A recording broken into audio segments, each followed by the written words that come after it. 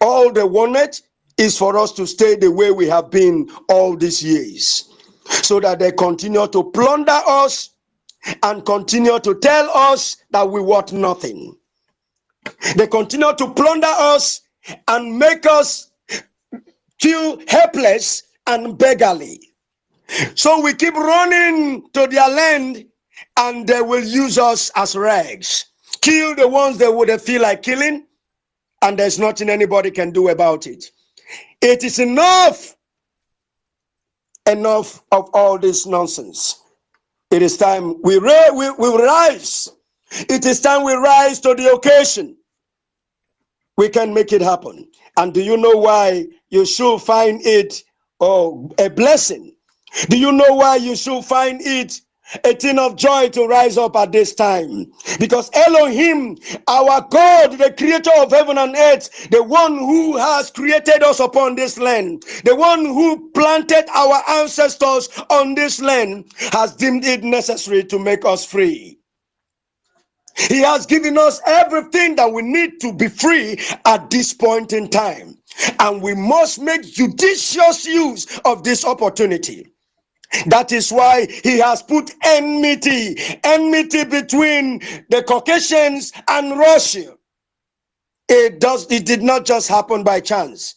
It happened for our good, for our emancipation. That enmity is coming to set us free. You can't fight something that is too powerful, that is, I don't know how to put it, that is too big for you. You can't stand a force that is overwhelming. You need to align with another overwhelming force to be able to overpower, to subdue that overwhelming force that you individually, the whole of Africa cannot stand America. The whole of Africa cannot stand Caucasians. They need another powerful country, another powerful nation to stand with them, to enable them confront their enemies. That is why we stand with Russia. We don't care what you think. Your thought is myopic because you don't understand. If you have full understanding of what the Africans are up against, you will embrace Russia, not just with your hands, but with your legs as well. Because Russia is fighting too for survival. They ganged up against Russia.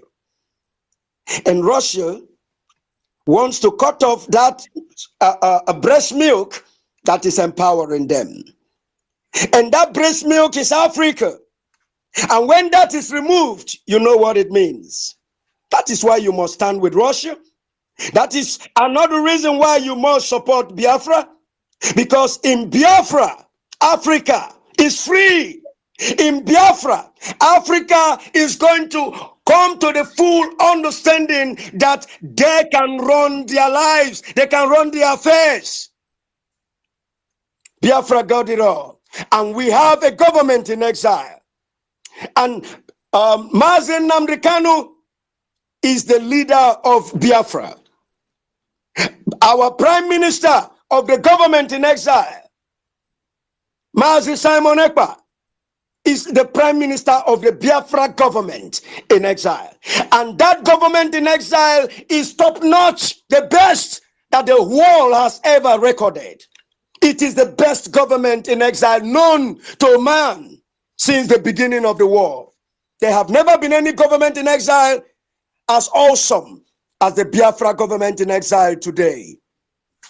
And that is why you must stand shoulder to shoulder with our Prime Minister, Simon Ekpa, and give him all the support that he needs. Because the emergence of Biafra is a light to the whole of Africa. There is no country in the world today that you will not find a Biafran. We are the best of the best. Wherever we go, we make it happen there. If there is no life, we bring life to that place, to that community. That is who the Biafrans are. We represent light. We represent light.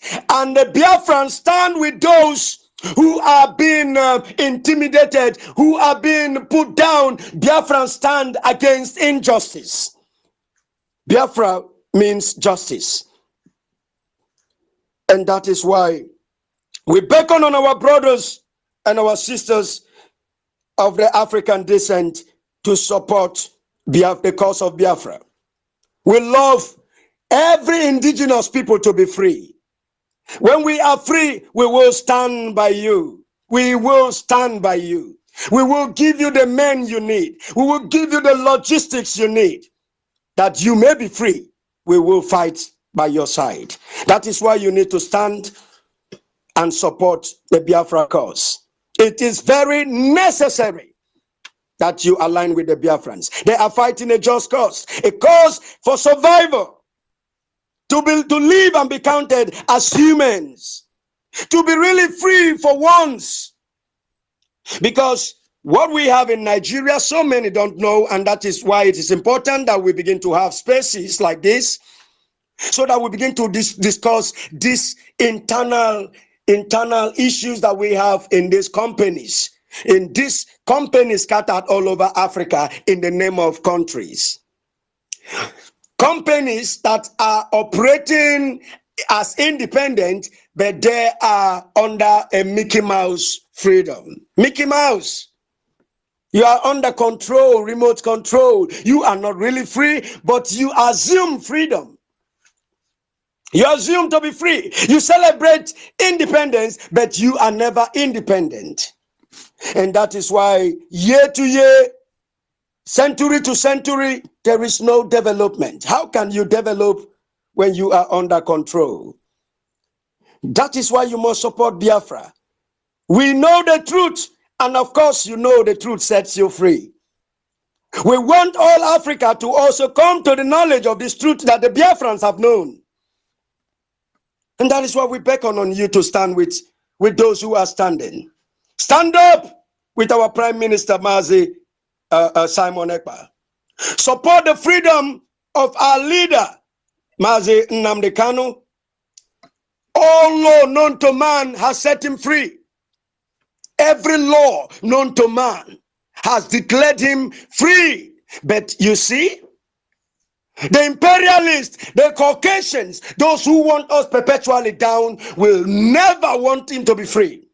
Because they are the ones that have been making sure all those who has Africa at heart, all those who want the freedom of their people are being decimated. They are the orchestrators of the destruction of African bests. Those who have Africa at heart, they make sure they take them away.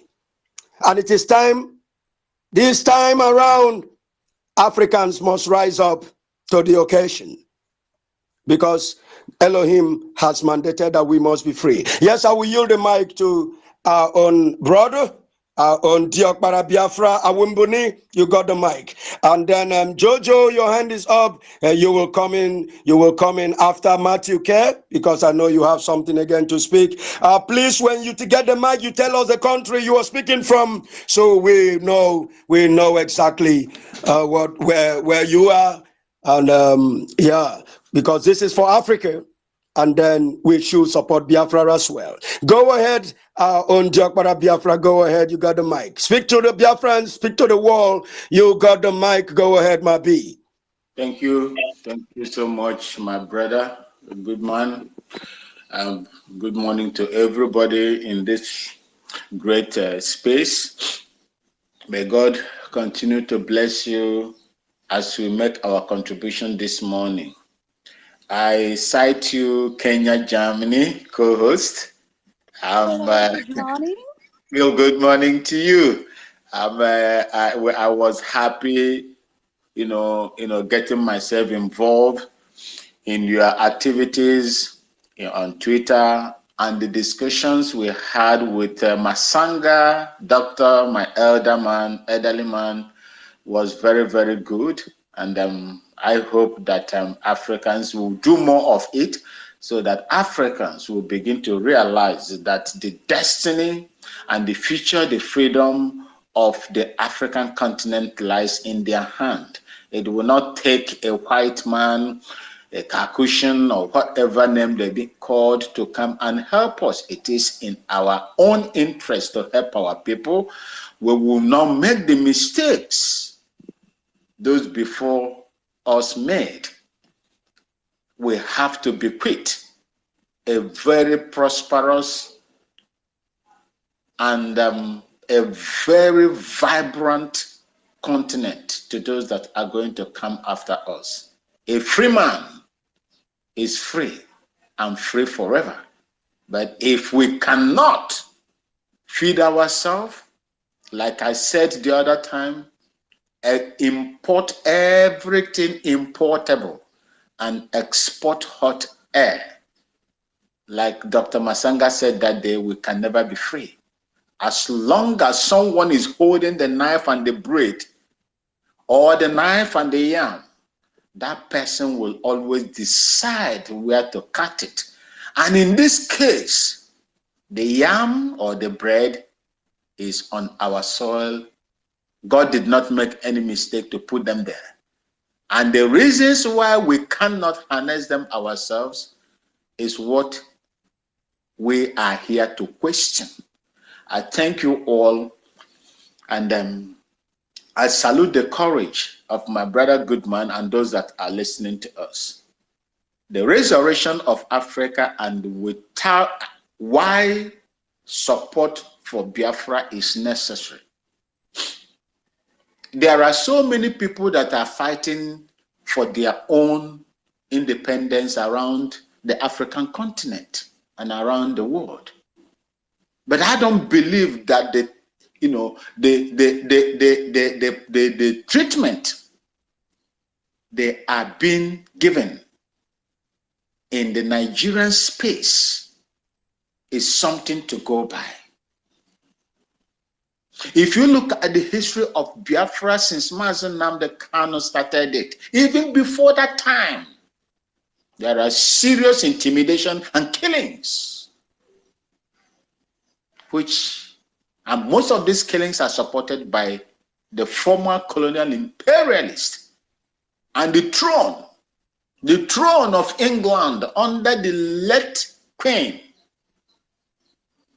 presided over the killings of more than 3, 4, 5 million Biafrans, not just by the barrel of gun, but by starvation. Nigeria fought. Even my own country here, Ghana, supported, not minding that it was here in Aburi, in eastern region of Ghana, that the peace accord between General Ojukwu and Gowon was signed by one General Achampong of Ghana. They agreed to go home and find solution and work with what they agreed here in Aburi. On getting to Nigeria, the Nigerian side, under the instruction of the British people, government at the time, under the Queen, the late Queen, told them not to do that. The Biafrans were attacked. When you look at the modus operandi of every military in the world, defensive mechanism is what the Biafran people adopted to free themselves. But what can you do when a community prepares food for an individual? Can you eat it all? You will die eating it. You will die eating it when a community prepares food for an individual. But when an individual prepares food for the community will eat everything and begin to ask for more. That was what happened to Biafrans. We fought alone. Those that tried to support us were made to turn the other way and allow our people die in Kwashoko. This Ali Bongo of Gabon, like what I heard in history, was a Biafran as well, who migrated to Gabon to settle over there.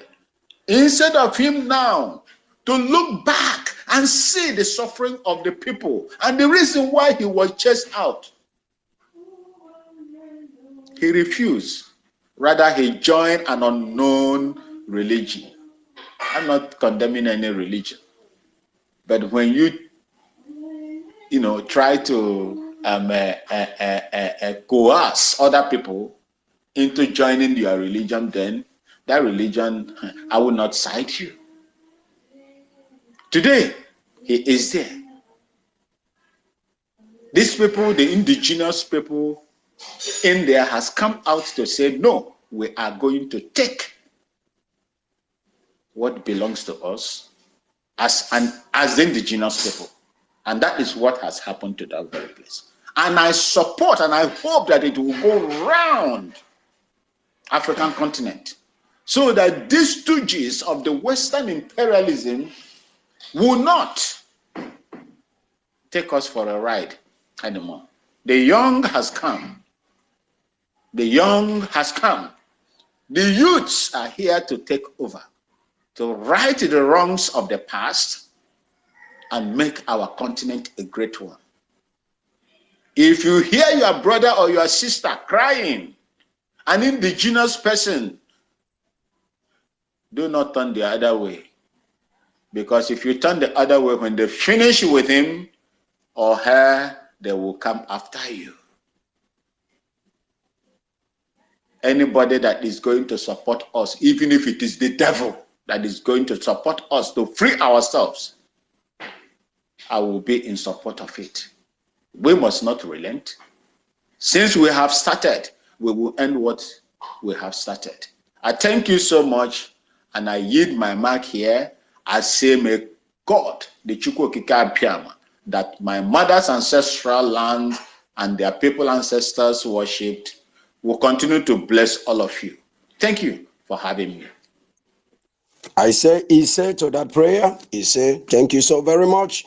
Our own Diokpara Biafra, from Ghana descent, you are an amazing man, I tell you, and we love you. Just know that we love you with a special kind of love, because you are truly special. You are truly special in this vocal time where we need to speak out. You are awesome, and we need that voice. Yes, Matthew Kalenga. Matthew Kalenga, you were on the mic. I don't know what happened, but you have to come back and speak, because we need to hear the voices of all Africans. We need to hear your voices, because it is important, really important, that we begin to speak out. We'll begin to add our voices so that the world may know that we have risen. We are no longer dead men walking. We have resurrected to take back what is truly ours. We can no longer stay down lying like people without voice, lying like people with no strength. We have not been completely emasculated. We have an opportunity to take back and to restore what was destroyed. It is time we take them back and make sure the Caucasians know that we have taken back our place and our rightful place indeed. So we need your voices. Emperor, no, he's not Emperor. What's that his name?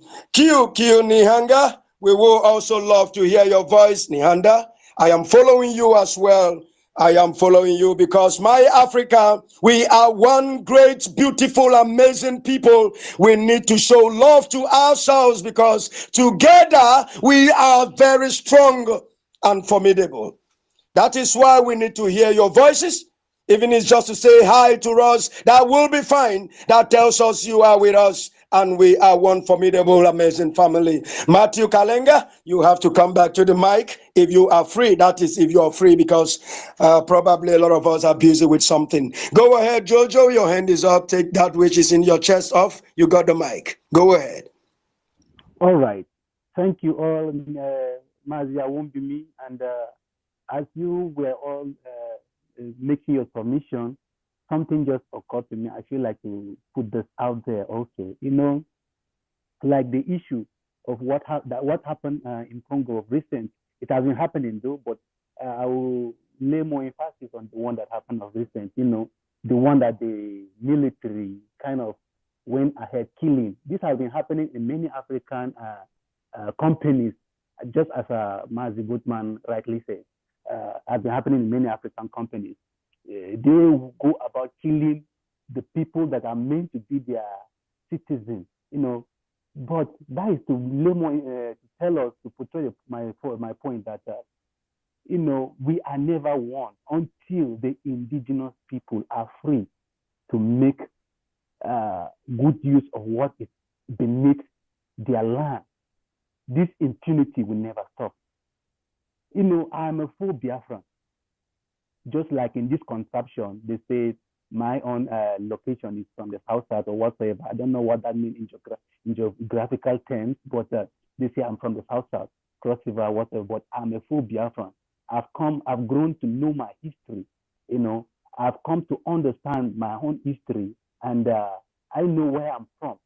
So if you don't speak up now against the injustice that is being meted on the indigenous people, whom are willing to be liberated from this bondage, this shackle that is tied around them, then when it comes to your turn, believe you me, there might be nobody whom will stand in support of you. But I have to make this very honestly put it out there. Either you stand in support of the people, the indigenous people that want to be liberated or not. The Biafrans have reason to take up arms to protect their land and to defend themselves. Either you do it or not, the Biafrans will defend themselves. But it will be of good use and value to you if you lend your voices, lend your helping hand to support the moving train, because this is the moving train.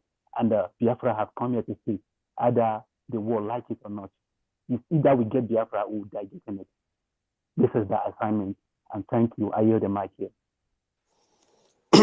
Oh, goodness me. Thank you, Jojo. Thank you, Jojo. I love that submission because it is the truth. It is just the truth. We must stand up for each other as Africans. I am standing with Joe Ayaba of Ambazonia. I am standing with the Oromo tribe of Ethiopia.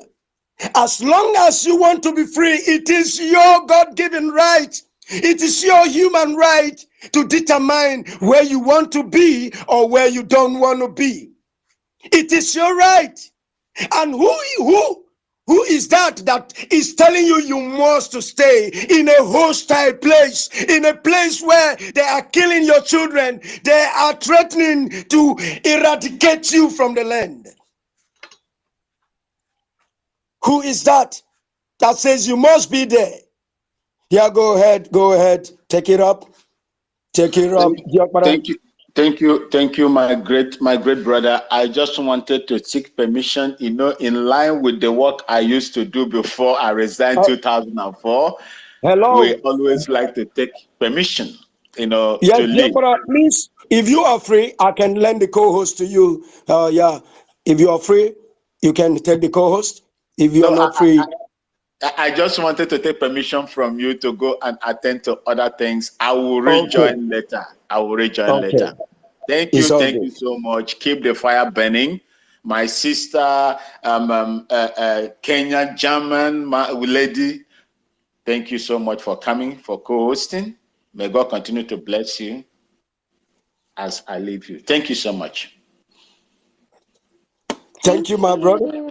Thank you so much. I am so grateful and very happy about the conversations that are taking part and taking place in Africa.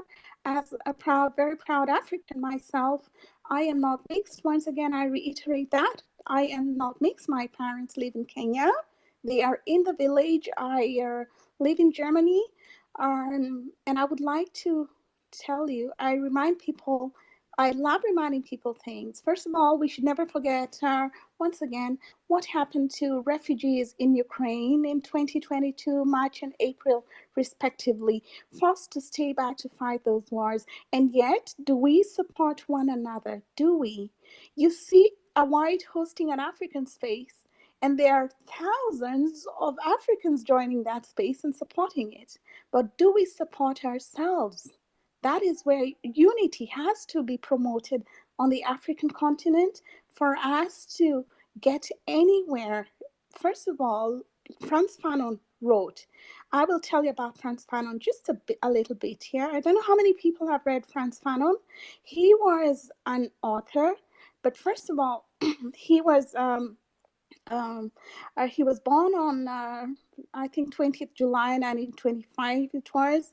And he was a psychiatrist, political philosopher, Marxist from the French colony of Martinique, today a French department. And he wrote many things. Just to go back to what you said about black and white, I once told people, you're not black, you're not white. Charcoal is black. Not even the darkest tribe in Sudan is black. A paper can be white, but if you hold white onto a face, it can never be the same, you know? And somebody once called me, well, not, I'm not also very black, but people love referring to us as niggers. And I said, you have the pig color, a pig. And she said, what did you say? I said, a pig. And she said, That how can you exactly. call me pig color? I said, you call me nigger, I call you pig color. Because I'm the Beautiful. closest attribute. You call I'm them the swine. closest. Yes, And swine. people If they then call you black, come, call them swine. Go and ahead. So yes, much and on point.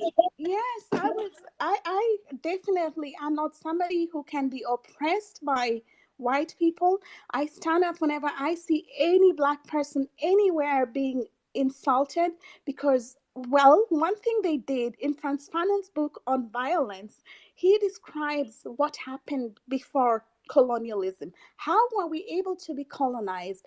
They divided us into three groups. They had the natives, then they had the natives educated in their countries, and then they had the ones who were very inferior. So they used the natives they educated in their languages to come and preach whatever gospel they wanted to hear, they wanted us to hear. And that is the way we were colonized. They didn't speak for themselves. How is it that in South Africa today, over 70% of agricultural land belongs to white farmers? And why is it that the ANC, full of white people, is ruling South Africa? Are we free? The question is, are we free? Have we ever been free? If you come to Europe, you will see Africans being deported every single day. I love talking about Lampedusa because I do a lot of work in Lampedusa. Lampedusa is an island which geographically belongs to Tunisia, Africa, but you see blacks drowning there. I mean, are we crazy? How did we get to this point where we sold our islands? We're selling our coasts to China. We're selling everything of value. We still see our elephants, our giraffes, lions even walking around, roaming around our streets. But yet the climate summit is happening in Africa as we speak in Nairobi. I mean, seriously, I say, why don't you preach your summits in Europe? Because there are no elephants, no lions, no cheetahs walking around. They're importing them from Africa and they're seen in zoos. So people, let's wake up. And Frantz Fanon wrote about black skin, white mask. He first published in French in I think 1952, and it is one of his most important works. In Black Skin, White Mask, Fanon psychoanalyzes the oppressed black person who is perceived to be a lesser creature in the white world that they live in, and studies how they navigate the world through a performance of whiteness. So purity is white, everything else is black. Everything that is in the shadow is black. We were overshadowed. Our voices were suppressed. Our language was suppressed. Till today, our education is considered very inferior. You can be a doctor, in Africa. When you come to Germany, you're reduced to a cleaner, honestly. And I'm like, this guy is a doctor, and somebody is talking to him. I mean, look, when Obama became president, let's go back to that. Sorry, I get riled up and I get so worked up when I talk about Africa. So when Obama became president, you could see every Tom, Dick, and Harry, you know, people who are jobless whites, just referring to him as a nigger. Honestly, somebody of that stature. How do you just address him as Obama and insult his name? And I don't want to repeat the slurs that were used against him. Obama's sister, Auma Obama, a Kenyan, she was in Germany. She studied in Germany. She faced a lot of racism, a lot of racism. The question is, when did she become relevant? She only became relevant when when President Obama became president, that is when they were like, oh, she was here. Let's call her back. She's doing interviews in Germany. Why didn't they appreciate her when she was here? The voice of the African is only important as long as it incorporates European values. They, when Obama talked at Brandenburger Tor, which Brandenburg Gate, Brandenburger Tor, it's German, they said, he is one of us. He speaks like us. He sounds like us. He is ours. No, I said, no, you cannot take everything that belongs to us and call it yours. That is what they do. Everything that is good, our athletes, they are taking them and paying them, and they mistreat these athletes very much. They are very mistreated. Before they reach to the likes of Eliud Kipchoge, they have gone through hell. So the question is, are we liberated? Are we supporting one another? If there is a fight in South Africa, the EFF is fighting currently.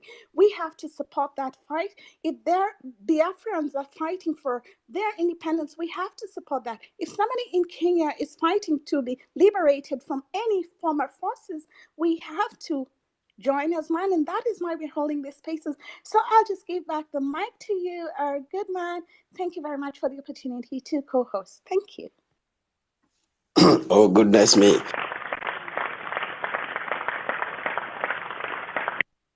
Thank you, Jojo. Thank you, Jojo. That clap is really, really necessary. I don't know where you get this app that makes this clap,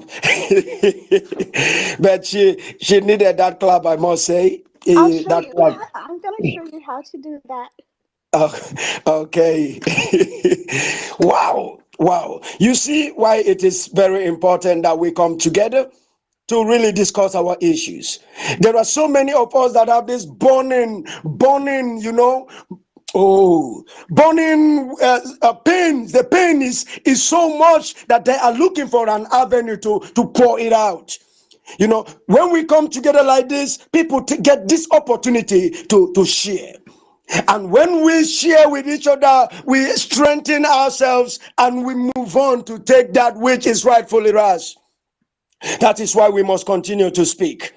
I'm always grateful to Elon Musk for making this space available to everyone, for creating an avenue for free speech. Before Elon Musk came, we were censored. You put up an information that is going on, they ask you for fact check, all this rubbish nonsense, because they want to muzzle you and continue to step on you, on your neck. That is why we must make judicious use of this opportunity and make sure our African mindsets are being liberated, because that is where the liberation begins, from the minds. We have been suppressed. Information have been taken away from us for far too long. It is time we realize who we are and take back our lives and our future. We must continue to do this. It is very, very important. We must continue.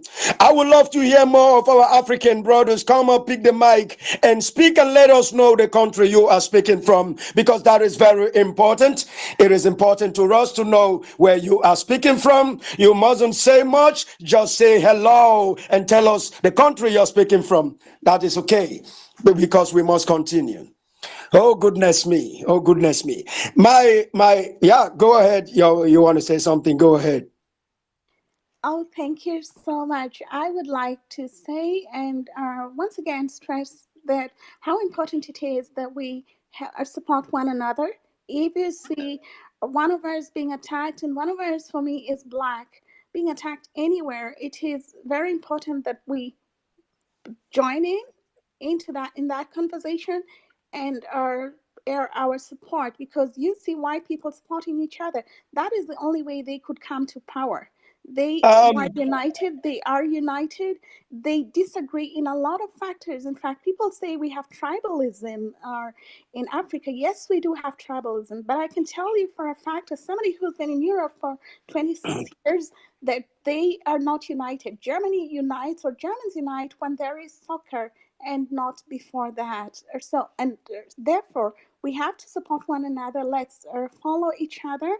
And if someone follows you, just be polite enough to follow back. And we have to build a strong force. My vision is that we will have the first conference in Africa from the spaces where we will all meet in different countries and just eat from the same place, and everyone will be invited in the spirit of Ubuntu. Ubuntu humanity is only in Africa. So let us unite and let us really just help one another. When they see us not united, they kill blacks in the United States. I mean, why are they shooting black people? And people are just okay with that. It has been centuries now, centuries of suffering of black people, and they're coming to Africa. I don't even know why they're supporting this climate summit, honestly. That pisses me the hell off. And when I see black people dancing for white people when they arrive, I'm just like, what is wrong with us? What is wrong with us? You will never receive such a welcome when you come to Europe. They will never dance for you. On the contrary, you're going to be told how inferior you are, how not suitable for anything you are. Blacks are either, the first jobs they get are either cleaners or cooks, nothing else. Therefore, we need to wake up. We need to wake up and give back and just not turn the other cheek and be like, I'm okay with that, but we have to speak up as one, united. Let's support each other. Let's support the EFF. Let's support each other. Biafra.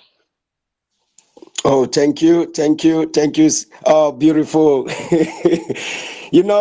I'm beginning to see you as a gift to Africa. I'm beginning to see you as a gift to this liberation process that we are in right now in Kenyan German.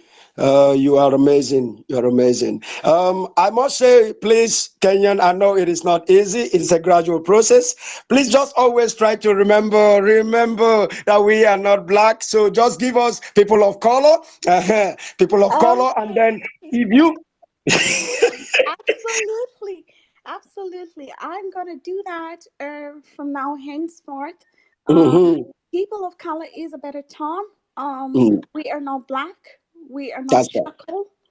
And Mhm. we are not lesser beings. We have to stand up and start demanding for our rights and the same welcome. We should also change this principles of Europeans arrive in Africa and they're given visas upon arrival. I mean, what the hell?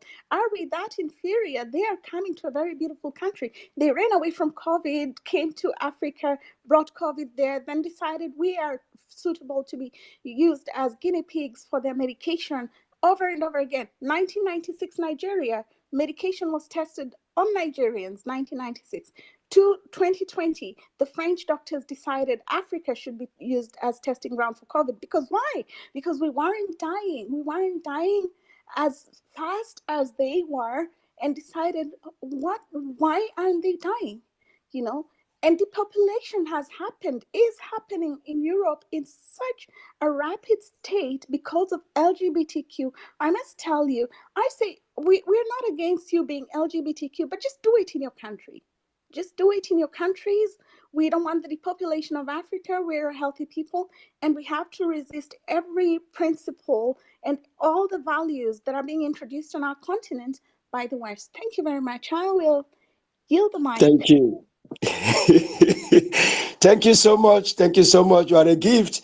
And then we all too, we must try to make sure we see how we can do away with this black stuff. Nobody is black. Of course, when you say black, you are insulting yourself. And how can they stop when you are still using it on yourselves? And then you promote them when you call them white. Call them, since they love to give you a bad name, call them the swines. From the context of what you are saying, they will understand that you are referring to them as well. So when they don't love to be called swines, then they will stop calling you black as well, because respect is reciprocal, it is mutual. When you give me, you take it, but when you abuse me, then get ready to be abused as well. So that is how to go about it in order to make them stop, make them also feel bad with the name you are going to give them right now, because we are changing the narratives. We won't let our children continue to run in error. We won't let the next generations continue to live in error. It is time we change it. When we change it, they will pick it up, and then the world, there will be a balance. We need to create that balance, and so it starts from us. We will use the word swine in a replacement of white. And we are going to call ourselves the people of color, because when we look ourselves, you will see different shades. We possess different shades. We are not black. I can't be particular that we are brown. I may just look at my own skin and say I'm brown chocolate. Yeah, and if we want to go by color, it should be individual. But if we want to go general, we are people of color. Nobody is black. This, from here, we will begin to take our respect back. When the swine calls you black, you call him, hey swine. He calls you, hey black, you say, hey swine. I believe something will move in their head. They will begin to know that you are of age. Yes, they respect people who are of age. They respect people who know themselves. But they will never respect you when you are still lost, when you are still mentally colonized. So that is the way to go. They are swine. We are people of color. Yes, I will give the mic to Q. Q Nihanda, you got the mic.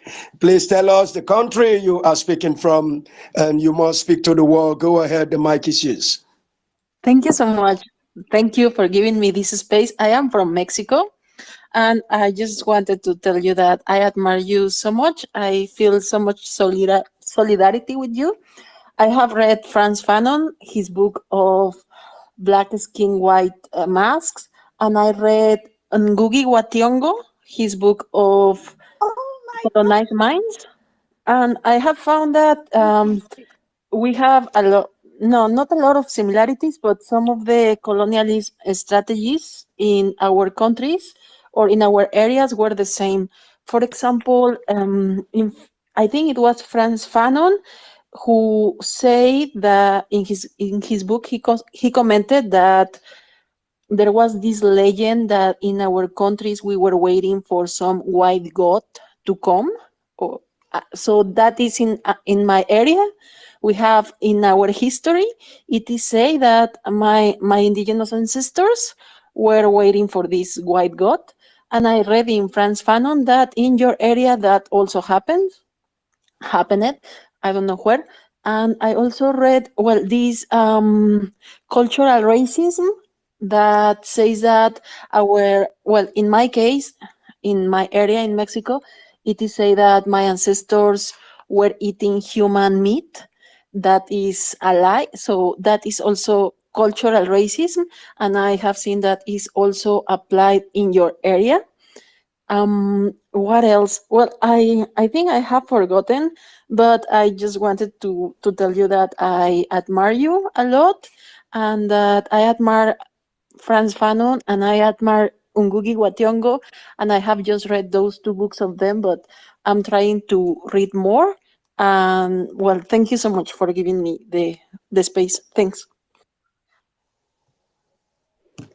Goodman, I must say, I am so impressed because we all know. Thank you so much, Q. Oh my goodness, you're from Mexico.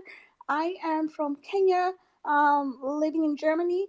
It's good that we repeat that over and over again, and it is very important that we learn our history because we all know that the origin of life is Africa. They do not want, well, I say they do not want to have anything to do with our history. Yet the origin of life is in Africa. They migrated from Africa uh, along the valleys. And just because of the weather conditions, the skin colors change. And I'm glad that we're being joined by people even from South America who realize that history did us an injustice. It did us a great injustice. Our leaders at that time, we see the same things being repeated right now. I mean, they came and would show somebody a bottle, and for that, they would exchange their land, a bottle. We have to think about that. And we can still see people say, okay, Africa should do farming, we should do agriculture, practice agriculture. We are doing it. Who is walking on the white South African or on the swines farms in South Africa? Who is doing that? We are the ones. They're insulting us and saying Africans are going to starve if uh, we leave. No, that is not going to be the case because the farmers, the farm owners, do not do anything agriculturally. They don't do anything. They just give instructions. And that we have to change. We have to take back our land. We have to fight for our land. We have to treat them the way they treat us when we are in Europe. We have to return the favor, so to speak. Therefore, thank you so much, Q. I am so happy, and we support one another, be you from Mexico, be you from Kenya, Biafra, South Africa, Cameroon, and we are going to meet. We're going to have, I hope, and I'm going to plan that, the first conference, the first conference from the spaces where we all just unite and just celebrate victory. Thank you, good man. Oh goodness me! You know, you people are so full of amazement. You know, you amaze me so much. You make me smile. And Q, you are amazing. We are grateful to have you here as well. And then, oh goodness me, I just don't know where to begin to show how grateful I am right now to have you people in our midst today. Q, you are indigenous. You have a right to your land. You are what you are because God made you to be who you are. And no man has a right to define who you are.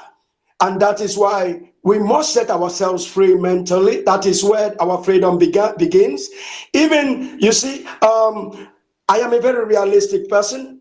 Very, very realistic, down to earth. We need to change that hat from the black to the red, because there is no black hat. We all have red. Everything in our system, there is nothing black there. So whoever created that icon of black made a huge mistake. There is no black hat. We are all one red blood in our body. Nobody is black. So they just stop fooling themselves trying to put up something black there to keep maintaining that status quo of the black and the so-called white. We do not have anything like that. In practical sense, there is nothing like white or black that has to do with humans. So Q, you must stand up. Like your name is like queuing up, you must queue up, I tell you. You must queue up with those who are being free, who are fighting to be free. You must stand in the queue for freedom of Africans, because Africa freedom is freedom of the people of color all over the world. We will begin to command respect in the America, where Australia, wherever the men of color are found, they will start commanding respect. They will take back their place.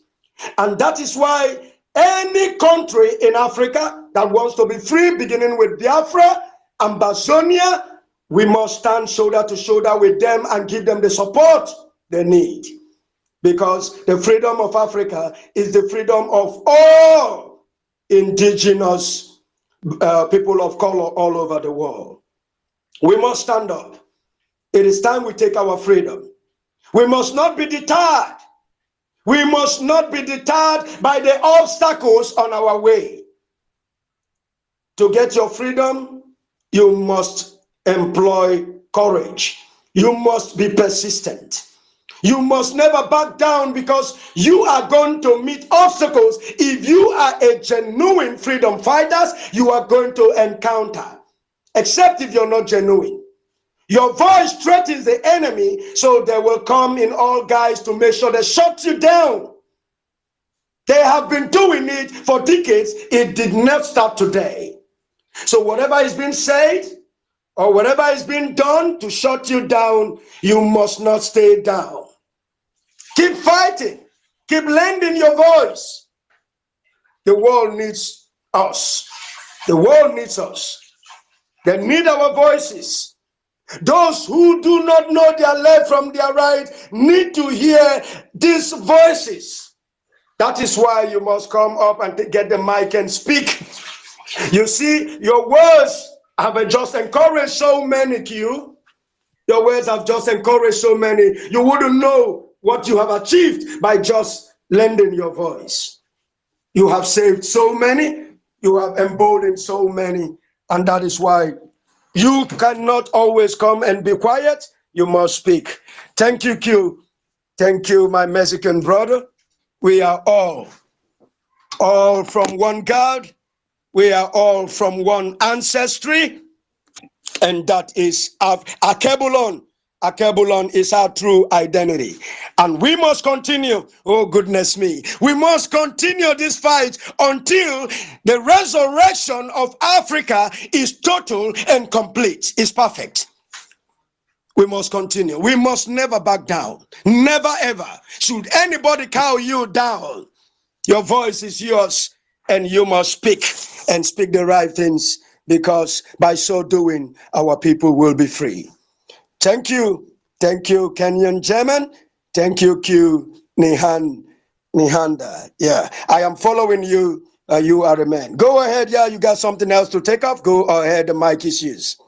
Thank you. I just wanted to tell you that Nehanda, this name that I'm using, she was from Zimbabwe. She fought against the British. She was born in 1840s and she fought against the British in their invasion in 1890s, and she was captured and she was executed, but she's still known in Zimbabwe as a hero. That's all I wanted to tell. Thank you. Chai.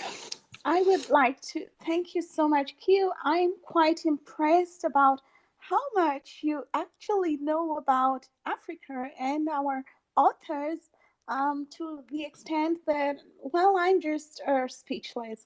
I would like to say that we should remember also that there is no African curriculum in Europe. They do not teach our history. And yet, if you go to Africa, you will hear in schools children know about Hitler. How is that possible? Why don't they talk about their atrocities? Why do we still have African streets named after colonialists? We have to change that. I saw in Kenya people pull down these street names, and I was so excited. I almost jumped in the air and screamed and said, that is the way it should go, because we have African heroes. We do not need European heroes. They're not our heroes. They came and took our languages. That is why we cannot right now communicate, all of us, in Kiswahili. Although we have 200 million people speaking Kiswahili on our continent, just on our continent.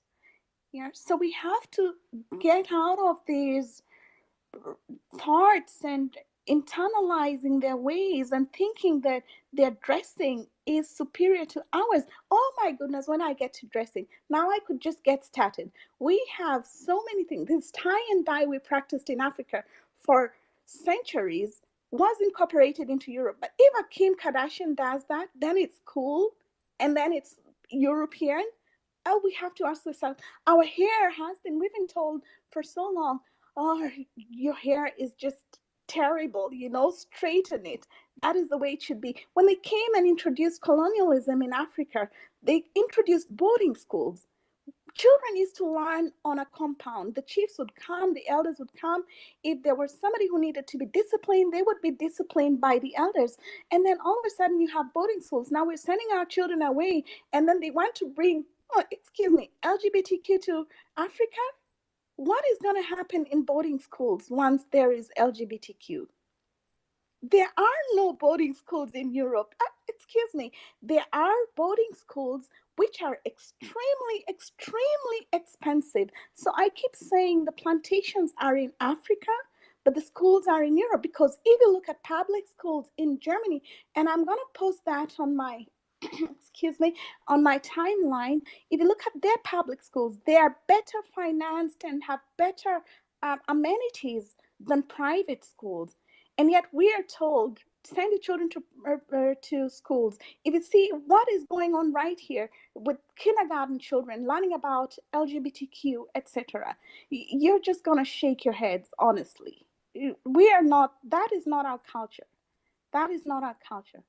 This is not our language. These are not our values. We have to remember that. And that is why we have to keep on speaking up. And we have to resist as much as they resisted. Because, they say, oh, I've been posting so much, even when I closed my profile, because I used to close my profile most of the time just to not to engage in so much conversation. And people were like shocked at the things I would post, and yet it was just repeating what they say. I say racism is not a privilege for whites, for people of your skin color, opposite of my skin color.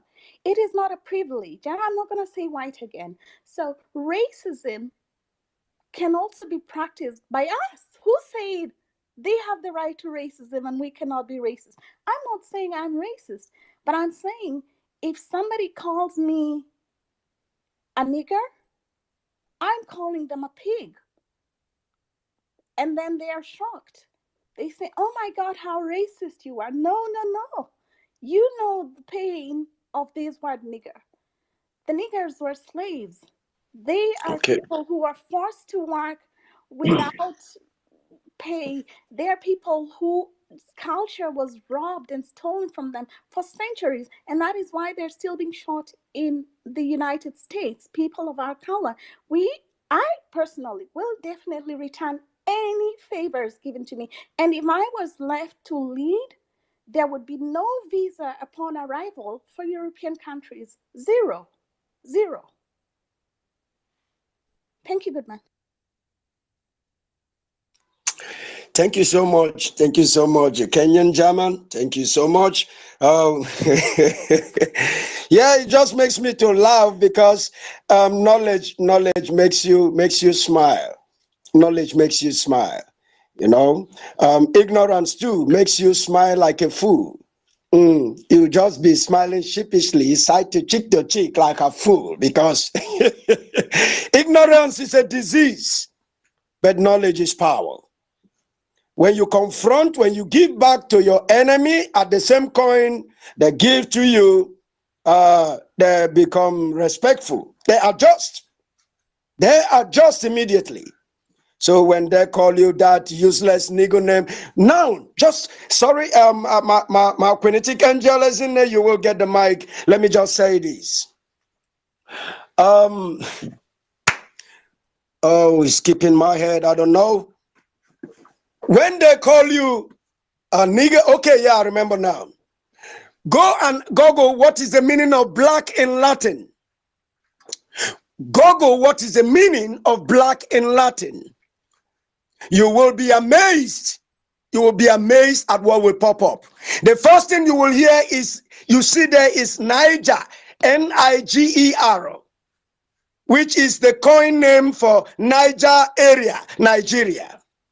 And then what is the meaning of the Niger? Underneath, you will see Ata, which are the blacks and the rest. And then you will see what is called obscure. You will see obscure. You will see ill luck. You will see something that causes unhappiness.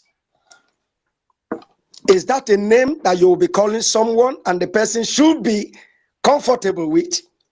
Something that causes unhappiness. Ill luck, obscure. There can never be any clarity around you.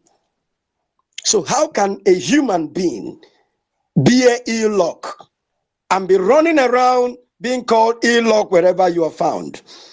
And then you are also something that causes unhappiness. And you want to live with such an identity. And that is the identity they gave to the boundary they created and named it Nigeria. When you move from from that company to the other side of the world, they call you Nigeria. Oh, you are from Nigeria? It is Niger area. As simple as that. And you want sane and beautiful people like Biafrans to continue to live under this kind of umbrella, that you can never foresee future or anything called progress, then you are insane. You are insane to assume that Biafrans will be comfortable under this kind of identity. That is why we are fighting to be free, number one. But the main reason why we are fighting to be free is because the water has gone to our nostrils. They are now taking off the indigenous people in that evil company they call, or I call it slaughter camp, the British slaughter camp they call Nigeria. They are now killing and destroying, that is flushing away the indigenous people and replacing them with Fulani vandals, people who came from Futajalon Mountain, Senegal, people who are wanderers, want to take off the indigenous people and now own Nigeria as their own country. You see why we are fighting? You see why we are fighting? We are not just fighting for fighting's sake. We are fighting to live and become, to live and still exist as humans, as indigenous people. Because if we don't fight, we are gone as a people. Those of us in diaspora will become vagabonds because you have no place to call your home anymore. You are now in self-exile. That is why we are fighting to be free as Biafrans. Most of our African counterparts, our African brothers, don't understand the mess called Nigeria, because the media of Nigeria always want to propagate Nigeria as a country. The media of Britain, BBC, the lying machine of the world as a news media, they always want to propagate lies about Nigeria because Nigeria is their company. The biggest and oldest company in the world is Nigeria, owned by the Britain and being managed by the Fulanis. And that is why you can always hear about rigging. It is always rigged in favor of the Fulanis. That is all about Nigeria. The British rigged the first census to give them the numbers so that the house, the lawmaking chambers will be, the numbers will be of the Fulanis. And then when the South comes with any law to change their lot, to better their lot and have a future, they know, which they call the nay, will swallow that legislation before his first birthday. So there is no future for the South. The Fulanis own the government. They are the managers of the company. I am just explaining Nigeria to you in a summary. That is why you must support Biafrans.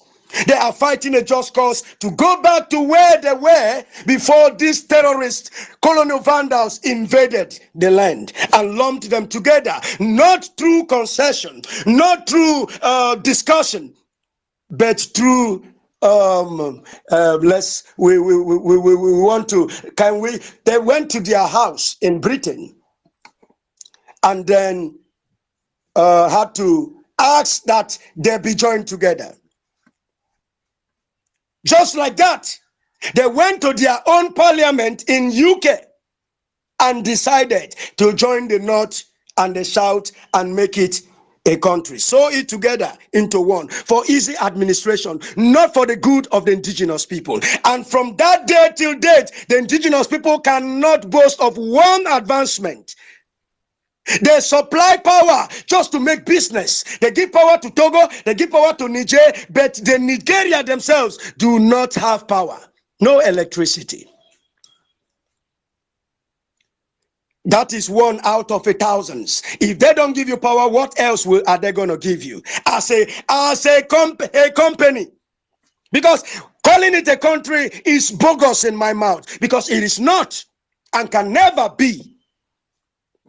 It is a company managed, a British company managed by the Fulani. That is why the Biafrans are fighting. Now the terrorists that are killing people are being repented. They said they have repented. They sew new clothes for them. They make a party for them and they reintegrate them, not just into the society, but into the security outfits. And then you want to tell a Biafran to be comfortable in such arrangement? You must be insane. Because a terrorist being your security, you know what it means. You know what it means. And it is playing out in Middle Belt, in the plateaus. They are being killed in their numbers. Hundreds of people being killed, and the government is quiet. And when 500 have been killed, they will tell you 50 people died. By a clash, it's a clash. So where is the security of that so-called country? If you want to call it a country, where is the security? Because they have so much impoverished and strangulated the people of that contraption, they can no longer speak. Once you speak and they get hold of you, you are being detained or even killed. So people are afraid to speak for their lives. And that is how they have managed to hold on to it, and the killings continue unabated. Who will speak for the people? The only voice speaking in that evil company called Nigeria are the Biafrans. The only voice you can hear are the voice of the Biafrans. Not just speaking for themselves, but also speaking against the atrocities being committed at their brothers and sisters up in the north, coming down south. Where will you continue? Where will you start and where will you stop? It is so disheartening and heartbreaking. If you get to just a glimpse, if you have a glimpse of what is going on in that company, that evil company of the British called Nigeria, you will cry. You will cry for humankind. You will cry. You will scream more than I. If you have a heart and a soul of a humanity, you will cry. The whole world is quiet. They asked a CNN reporter asked an American the other day, the killings going on in Nigeria, what do you people say about it? Boko Haram killing, ISIS killing, ISWAP killing, Fulani herdsmen killing. What will you say? What do you say about it? They said they can stop that in 3 months. I mean, is it in 3 months or in a month? They can get rid of that. So why are you not doing anything? They said it is not a priority. That is why we should keep having spaces like this. That is why we should keep screaming like this. The American in the public multimedia said we are not a priority. The Africans are not a priority when it comes to their lives being spared. We are not a priority. But do you know that the champion human rights, they said they have something they call human rights. They said they have something called ICC. The only people being prosecuted in the ICC are your African brothers and sisters. They are the only ones being prosecuted in the ICC. So all these organizations were created to keep you in checkmate. Not to advance you, not to do anything to better your lot, but to keep you in checkmate. You will keep screaming, hoping the human rights will come and do what they always project or propose or try to lie to the world that they represent. You always expect them to come, and they will never come until you are being decimated. What they are only interested is what is in your ground, not you. That is why you must stand. That is why you must fight and die as a man instead of dying on your knees as a coward. You must stand on your feet and die as a man, not as a coward. Your fathers were never cowards. Kiunihanda was not a coward, and she will forever be remembered because she fought as a brave woman. Thank you, my brother Kiunihanda, for really bringing that to us. I never know about this woman, but you see, when we come together, we learn from one another. We learn on the go, and that is why it is important that we rub on each other so we can make a headway, because without us rising, we are forever doomed. They are cooking up more vaccines to make sure they cut us down. They are poisoning more foods to make sure they cut us down. When we have been emasculated, they will now come and live on our land. Do you think Tunisia was Caucasians? Do you think Algeria was Caucasian? Do you think Morocco was Caucasians? No. It's a gradual process. They keep cutting the people of color off, and they want Africa. They want Africa. They want our Kebulon. They want your land and not you. And that is why you must rise to the occasion. You must rise. I will yield the mic to my Quinitic angel.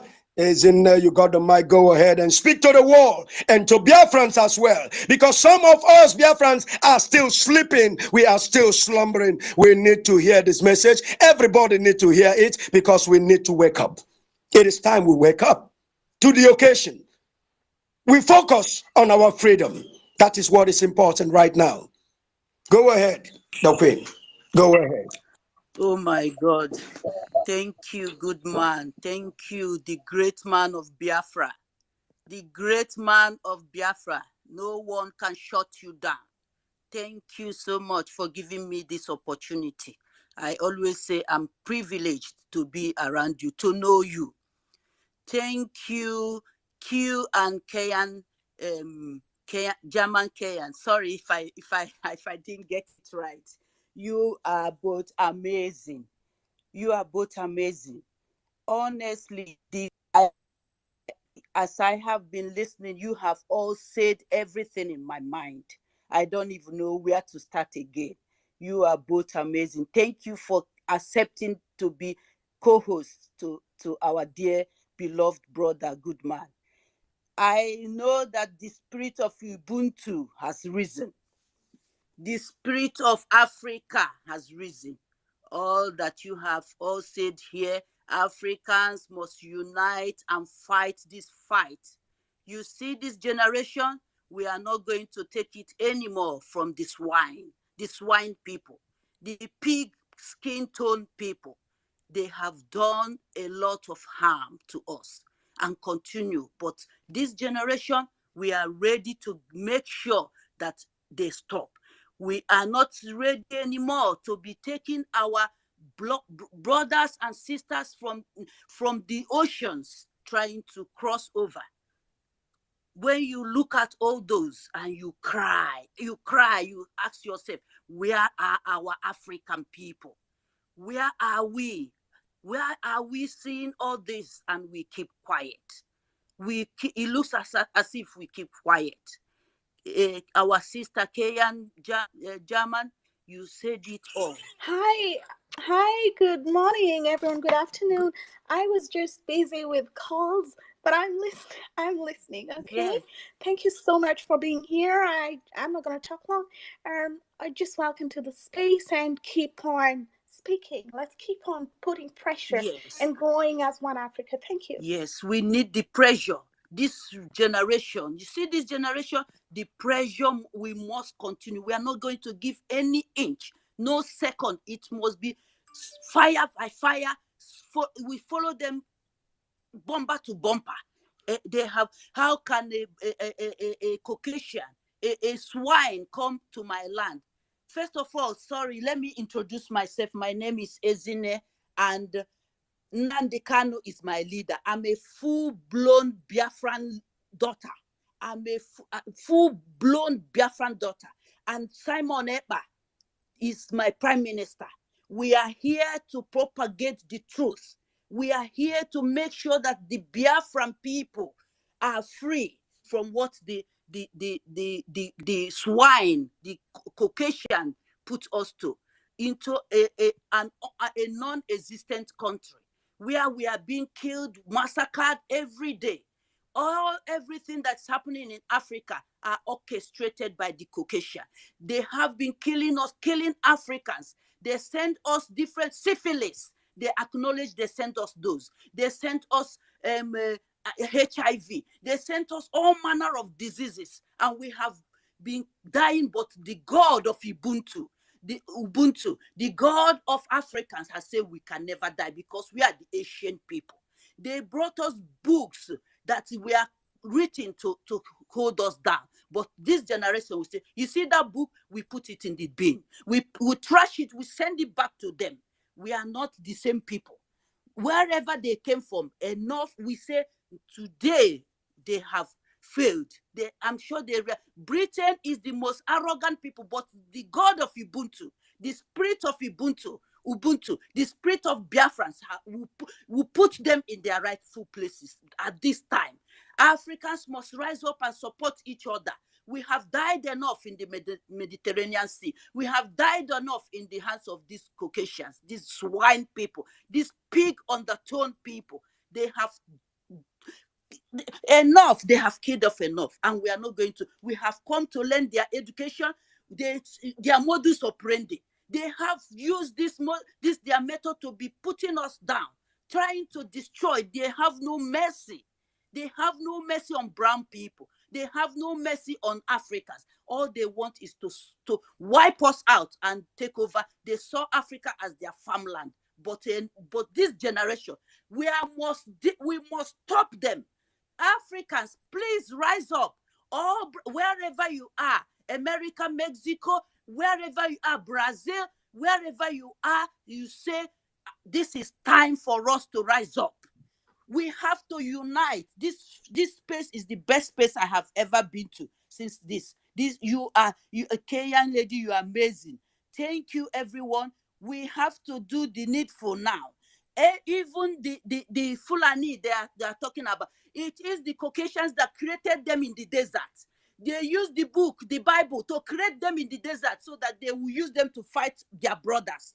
But I wish they will understand and turn around to join their fellow Africans and fight the Caucasians so that they will be sent back to wherever they came from. This is what they should do.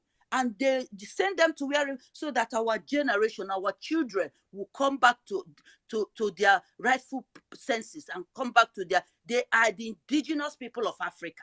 They will come back and we have our freedom. Biafrans must be free. This is time for Biafran to be free. And the moment Biafran is free, Africans support Biafrans. We are fighting for the whole humanity, for peace to be restored to humanity. We are the Asian people. We are the people that came. They said the first man was seen in Ethiopia, according to their Google. You remember, Africans, they are the one who create all this digital technology. Our forefathers never built gun. They never killed themselves. It is the Caucasians that build gun, build nuclear weapon. So that one day they will rise up and wipe off the whole of Africa and whole of the world, so that the word they said in their Bible will be fulfilled. But we are not going to allow them fulfill their evil plan. Africans, we must rise up now. It is now. This generation, we must rise up now. Everybody connect. Share this program to all your brothers and sisters so that we rise up now and not listen to the Caucasians, wherever they came from. They have failed. They know that we have discovered them. We have come to restore our dignity. I will yield my mic for now, and I'm waiting for the next time. Thank you, everyone. Thank you for a good man. Thank you, thank you, Kayan Jaman. You are both amazing. I love you all. We move.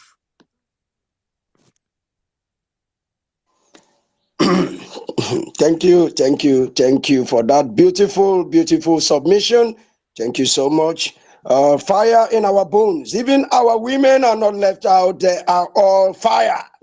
They are all angry. Everybody must arise and begin to speak, so that when they come to listen to us, they will know that these people are really awake. They have gotten that knowledge that was hidden from them, and they are now awake. That is why you must lend your voice. That is why you must not go to bed and say, it doesn't concern me. It concerns you, I tell you. It concerns you in a way that you don't have an idea. It concerns you. We must continue. Yes, our own Maker Socrates, your hand is up. You tell us where you are speaking from and make your submission. Go ahead, speak to the world and speak to Africans and Biafrans at large. Go ahead.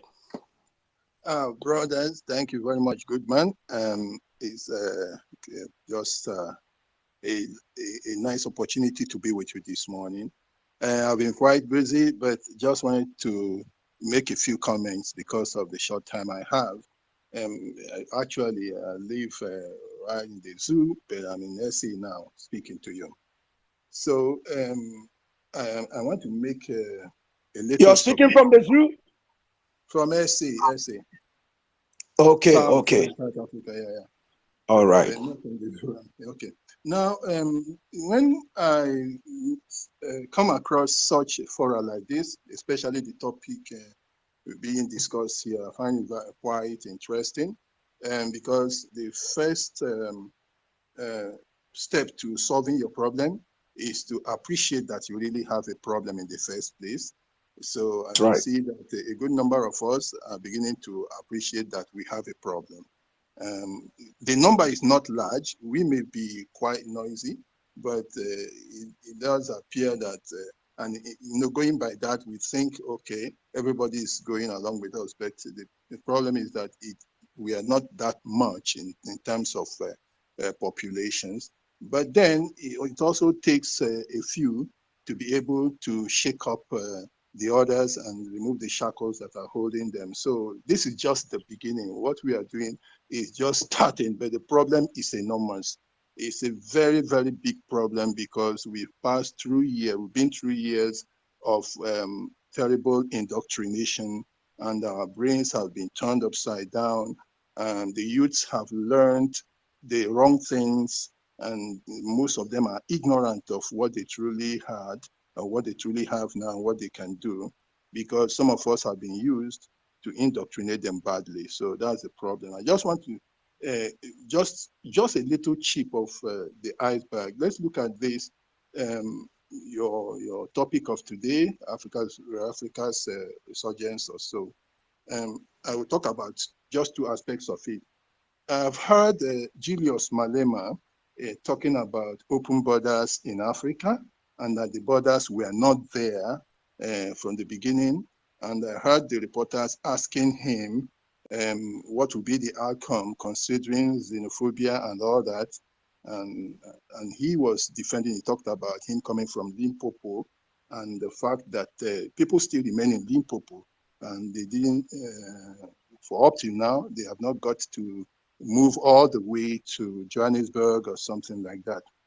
Yes, such fears are there. But when they talk about this borderless Africa, they seem to overlook also the fact that, yes, we are one, but we still have to recognize that there are necessities such as still knowing where we begin, each and every one of us, and where we end. Even in Igbo land, good man, that we have what we call Igbo or something like that.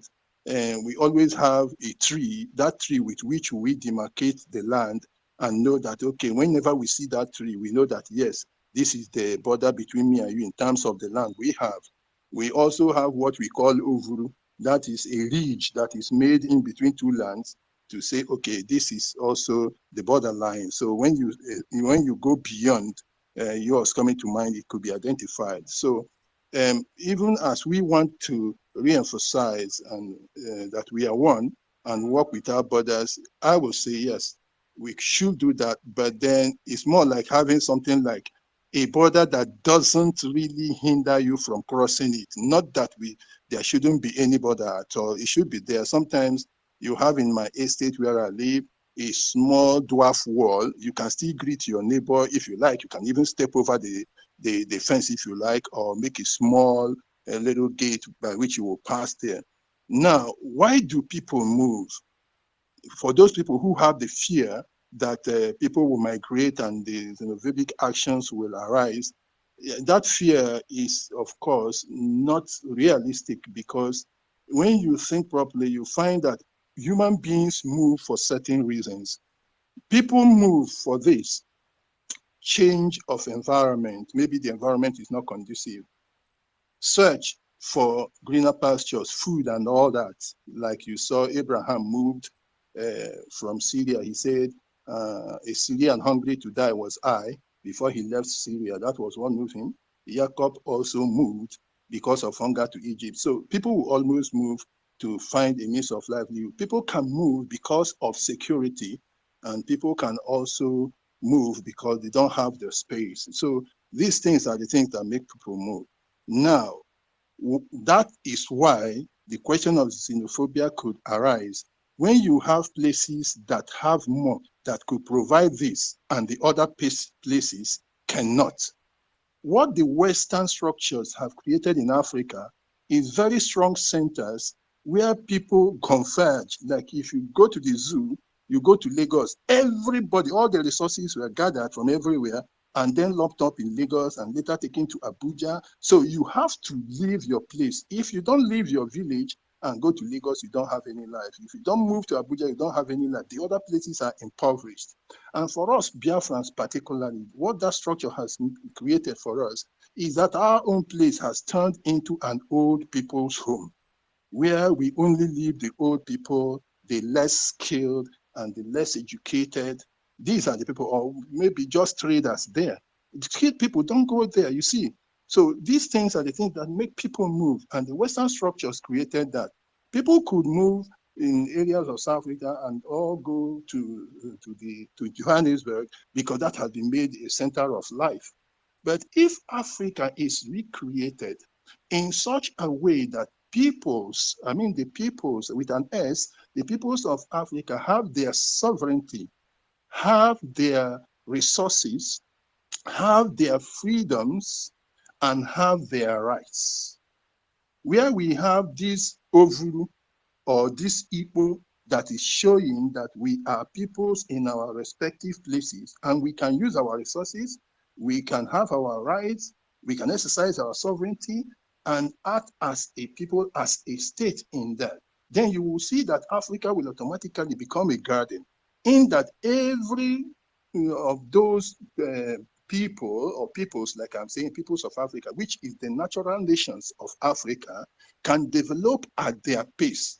Then when you come, you will see that the whole of Africa will be developed because people will use their own resources, using their rights and privileges, and of course their sovereignty and their resources to develop their place and become who they want to be. But right now, what you have is that people are spread out. People are spread out and all of them going into one particular location. And that particular location is that center where the Western structure has created, the empires they have created. This is the problem. This is why, for those people who are thinking that, oh, if we make it borderless, people will go to some place. No, if we want a borderless situation, then we have to return to everybody their sovereignties, their resources, their rights, so that they can manage their resources. Look at Europe. Even if you go to a small country like Norway, you see all the places are developed. It's not possible if they were gathering everything to one spot.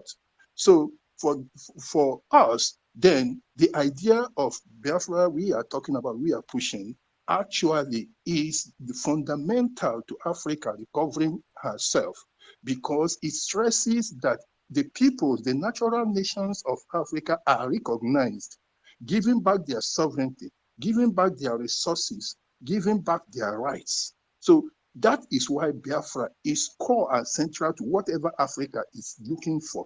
The idea of Africa, of Biafra, is the idea that recreates Africa and charts the course for its future that will now see it blossom into that garden we are talking about. That's what I want to say for now. But now, for us who are working towards it, we have a very big burden, the burden of a set of youths, a youth generation that is mentally damaged and have accepted the Western structures as the only way, the hard way, without calling hard way the only way. They just see it as the only way. The people whose places are, for now, not seeming to blossom, but are enjoying from the process of this, are hanging on to it. Look at the case of the zoo, for instance, called Nigeria. What do you see? The north, where you have the Hausa and the Fulani there, don't have any belief in themselves. They don't have any self-esteem. They don't have the drive that left alone they cannot survive without Nigeria.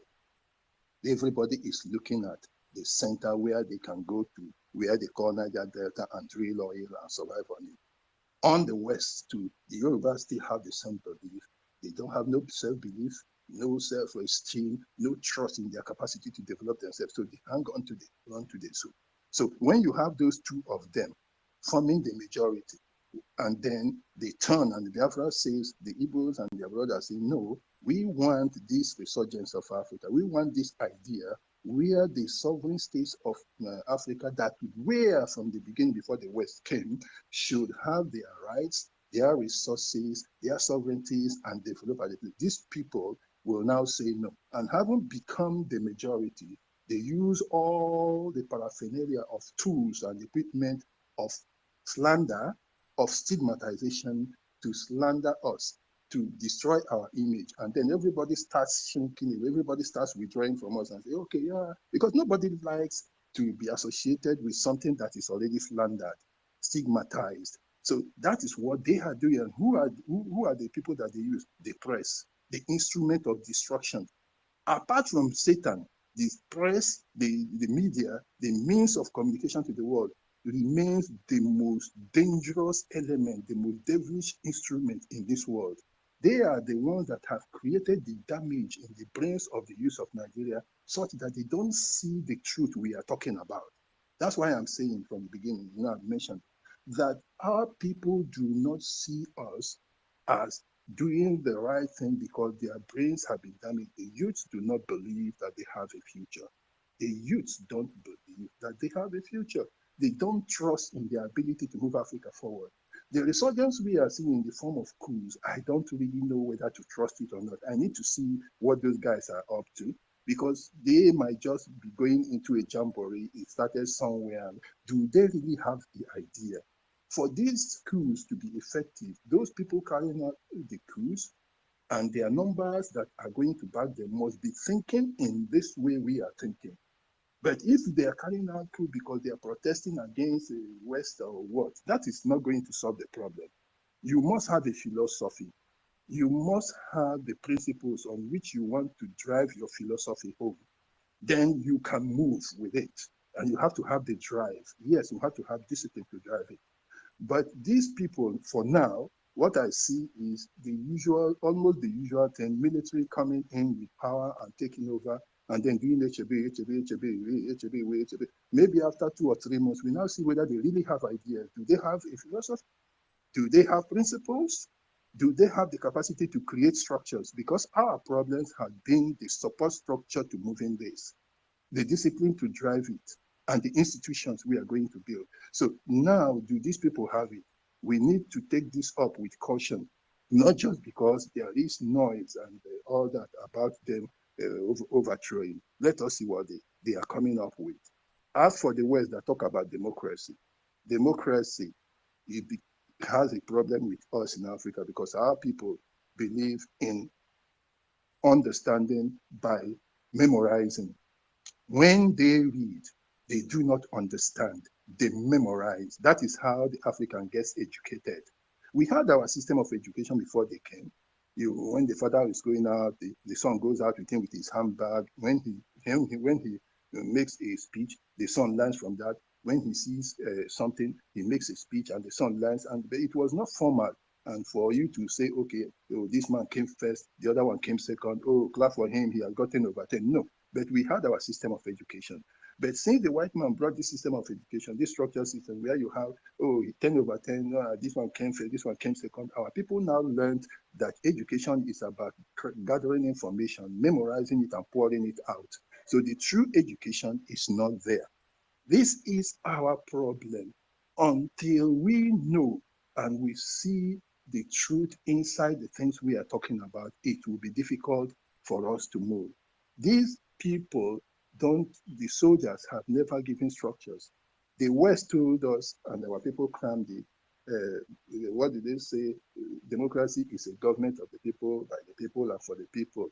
Put all that together. Don't repeat it like they have said it. It simply means democracy is a government of the people. Simple. That is a government that the people have chosen by themselves, which they instituted, which they put in place by the place. So going through that Greek repetition doesn't really make sense. Democracy, the government of the people, by the people, and then they clap for him, he got 10 over 10. The simple thing is that a democracy is a government of the people, and therefore there is no given structure that it must take, as the West are telling us that we must adopt their democracy. Let us take, for instance, Yoruba land, for instance, they have Oba, and the people have accepted that that is their style. That is the structure of their government. Are you telling me it's not democratic? And the Oba position is hereditary. And the man can stay there until he dies. Is it not democratic? Did the person force them? The people, the Yoruba people say, yes, that is what they want. They make one man their Oba, and he born like that, and he remains Oba until he dies. And it is of the people. Is it not of the people? It's of the people. Is it not by the people? The Oba is by the people. Is the Oba not for the people? It's for the people. Therefore, simply, democracy, using that Obaship is democracy for them.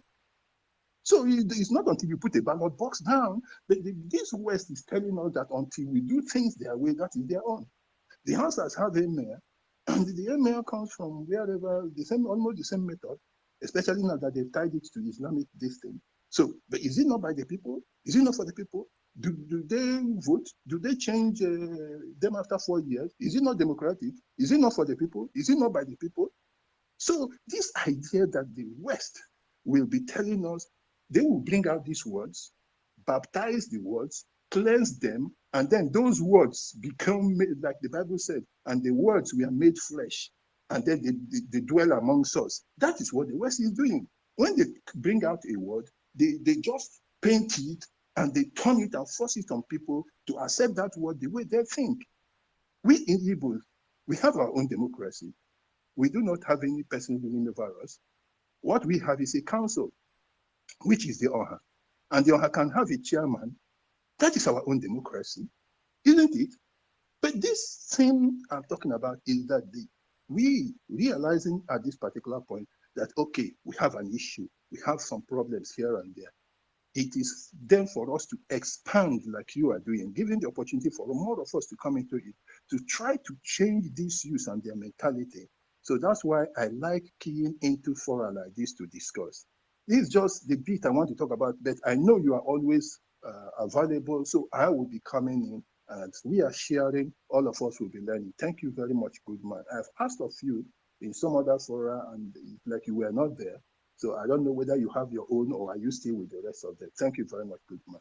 Thank you, my brother. I am no longer in any group. I am on my own. I'm a freelancer. I do my thing. The group is always very hostile, so it is always good to be you and do your thing. So you will have focus, and you will always stay on what your mission is. Okay, so that is it. Thank you so much. You don't need to ask for me in any place. When you see me, you have seen me. Thank you so much. I must tell you. I must tell you one beautiful thing about you, Emeka. But before that, let me say, please, I beg you, don't always make them feel beautiful, by calling them white. Stop. Okay. We don't need to call them white anymore. Nobody is white. We are now of age. We Yeah. know that they are not what they have deceived our forefathers and passed down to our to us. They got them, they killed them, and so they instituted their own school system where they have to instill on our fathers their own ways and what they want them to know, which they have also passed down to us. This generation, we have come to know the whole truth about them, that they never meant well. Their only intention was to terrorize our fathers, colonized us, and then vandalize us. We have the full definition of who they are and why they came. So we have taken also time to now look into everything they have given to us, they have handed to us, and we have now, yes, we are now seeing clearly. So we pick them out and throw the trash away. So, but I have to make reference to you, Mecca Socrates. Oh, goodness me. You are more than Socrates. I tell you, Socrates is a baby boy where you are. You are more than Socrates. You are Mecca wisdom personified. That is what you are. The way you explained the xenophobia, the way you explained this open boundary, goodness me, I must say, you are amazing. You are amazing. What is xenophobia? Xenophobia is fear and hatred of strangers. Yes. Fear and hatred of strangers or foreigners or of anything that is strange or foreign. So it is just simply fear and hatred of strange, anything strange. When they define, we put it in a simpler form so we can just get it the way it is. Exactly. Simpler form. Yeah. Our brain is working. Our brain is not. We are not dumb like they made us to believe that we are dumb. We are not dumb. We created the first civilization in Kemet. In Kemet, the wonders of Akebulon Kemet, they are still finding them. They are still digging at them till tomorrow. They have not finished the wonders of our ancestors. They have not exhausted it. It is still amazing them every day how we did certain things. And then we must not continue to see ourselves from the lens of these colonial terrorist vandals. We must not continue to see ourselves through their lens. Yeah. We have to see ourselves for who we are, a truly great and ancient people. They were never ancient. They are Johnny just come. They are Johnny just come. Yeah. So you mentioned some things that are worthy of touching. You said, why do people move? Why do people move? Because most times we try to solve the problem from the problem and the solution is nowhere in sight. The solution is far from us because we are solving the problem from the problem. You go to the source of the problem if you must get anything right. If you must end the problem permanently, you have to go back to the source of the problem. And that is exactly what you try to enumerate here by letting us know that you ask the question from where it should start from. Not xenophobia, open boundary. That is not the problem. That is not the solution. Why do people move? That is where you should start from. Yes. Why Absolutely. do people move? To go and encounter xenophobia. We must always treat our problem from the source of it. And that is why coming together is essential. It's essential. It is healthy for us Africans to always come together like this as Africans. I keep holding Biafra spaces, but we can't be talking to ourselves only. We have to be inclusive. We have to carry everybody along because this is our Africa and we cannot stand alone. We need people to understand our plight and then fight alongside with us for the collective good of Africa. That is why we must always support each other, like my beautiful sister Kenyan German said and always says. We must support ourselves because it is a collective effort. We get what we are seeking for faster when we have more numbers, more voices screaming. You said change of environment. Yes, change of environment. You said search for green pasture, security, and space. These are valid points you detailed out. But most of these our Pan-Africans that gets me angry most times, they won't go to dig out and solve the problem from the source of the problem. They will always run with what they have copied and pasted in their brain from someone. Absolutely. And then 100%. Begin to garnish it with the big grammar. The grammar of the people who enslaved you. Yes. Because you can speak English doesn't mean you have sense. Yes. English doesn't make you a wise man. It's another man's language. Anybody can learn how to speak. It's another man's language. But common sense is not common. Yes. You have to sit back and begin to reason as a human being to acquire common sense. It takes you and you to sit back and analyze your world, analyze things, be critical, because the truth is that which is consistent with fact and reality, not to what they said. Yes. So I'm not always comfortable with most of the pan in the sky. Bring it down. Bring that pan down. Let's look at it and see it for what it is. Not giving us a pan in the sky. You carry, copy, and paste and start destroying the minds of people who should have risen up. You destroyed their mind, open borders, and all this trash. What are you talking about? Is that how to be free? No. Do you know have you come to really understand the peculiarity of Africans? How they have been living thousands of years with affiliation to their tribes? Have you taken cognizance of all these intricacies? Exactly. Yes. Intricacies, really. A lot. You will just come out to tell us we have just to have open borders, one Africa, united Africa.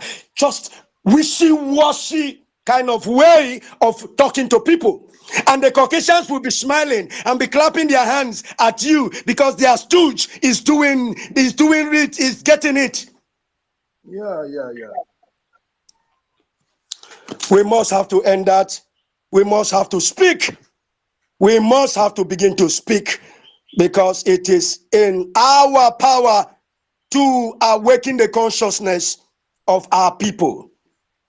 We must begin to speak and not allow these so-called intellectuals to continue to bamboozle people and confuse people and make them become more stupid than they are already in the name of Pan-Africa. If you must be Pan-Africa, oh goodness me. You must bring your eyes and your mind down to Africa. Absolutely. So thank you so much, Emeka Socrates. I really love your submission. I really love it. It is just what I always want to hear from people. Be factual. Just be factual. Be consistent with facts and reality, and I will follow you, and I will throw, if you have a superior argument, come with it. If it is better than what I have, I will dump it and pick the new superior argument, because it is consistent with fact and reality. That is how to grow in knowledge, not to choose what you want to hear. Yes, brother. We must continue. Thank you, good man. Thank you, good man. I appreciate you a lot. I'll always be here with you. We will continue. We will continue. Okay. Thank you so much. Just know that we love you, and Biafrans love you, and Africa love you as well. As long as you are always on the part of the truth, reality, and facts, you are one of us, because we really want to. Yes, I'm following you. That's right. That's right, because I want sound mind, people who knows their onion, who understands what they are saying. I want a collection of such people around me, because great minds effect the desired change. They bring about the desired change, not shallow minds. Yes, that's how we are going to build up. We have to build up the numbers, and then we can move. That's more right. of us gathering together, yes. That's right. Q, my brother, Please, you are the co-host. Whenever you want to say anything, or believe you me, unmute yourself and speak. You are the co-host. Kenyan German, if you have any input, you got to unmute your mic and speak. We are in charge of the space, so you are also free to say whatever is you have in mind at any particular time. You are absolutely free. I tell you, you are the co-host. You have a power to speak at any time you want to speak. Yeah, go ahead. Your mic is unmuted. So first of all, I'd like to once again just thank everyone who's on this space. I would like to say that I will not excuse myself for my accent, because the first time I spoke on a space, I'm a Kenyan, full Kenyan.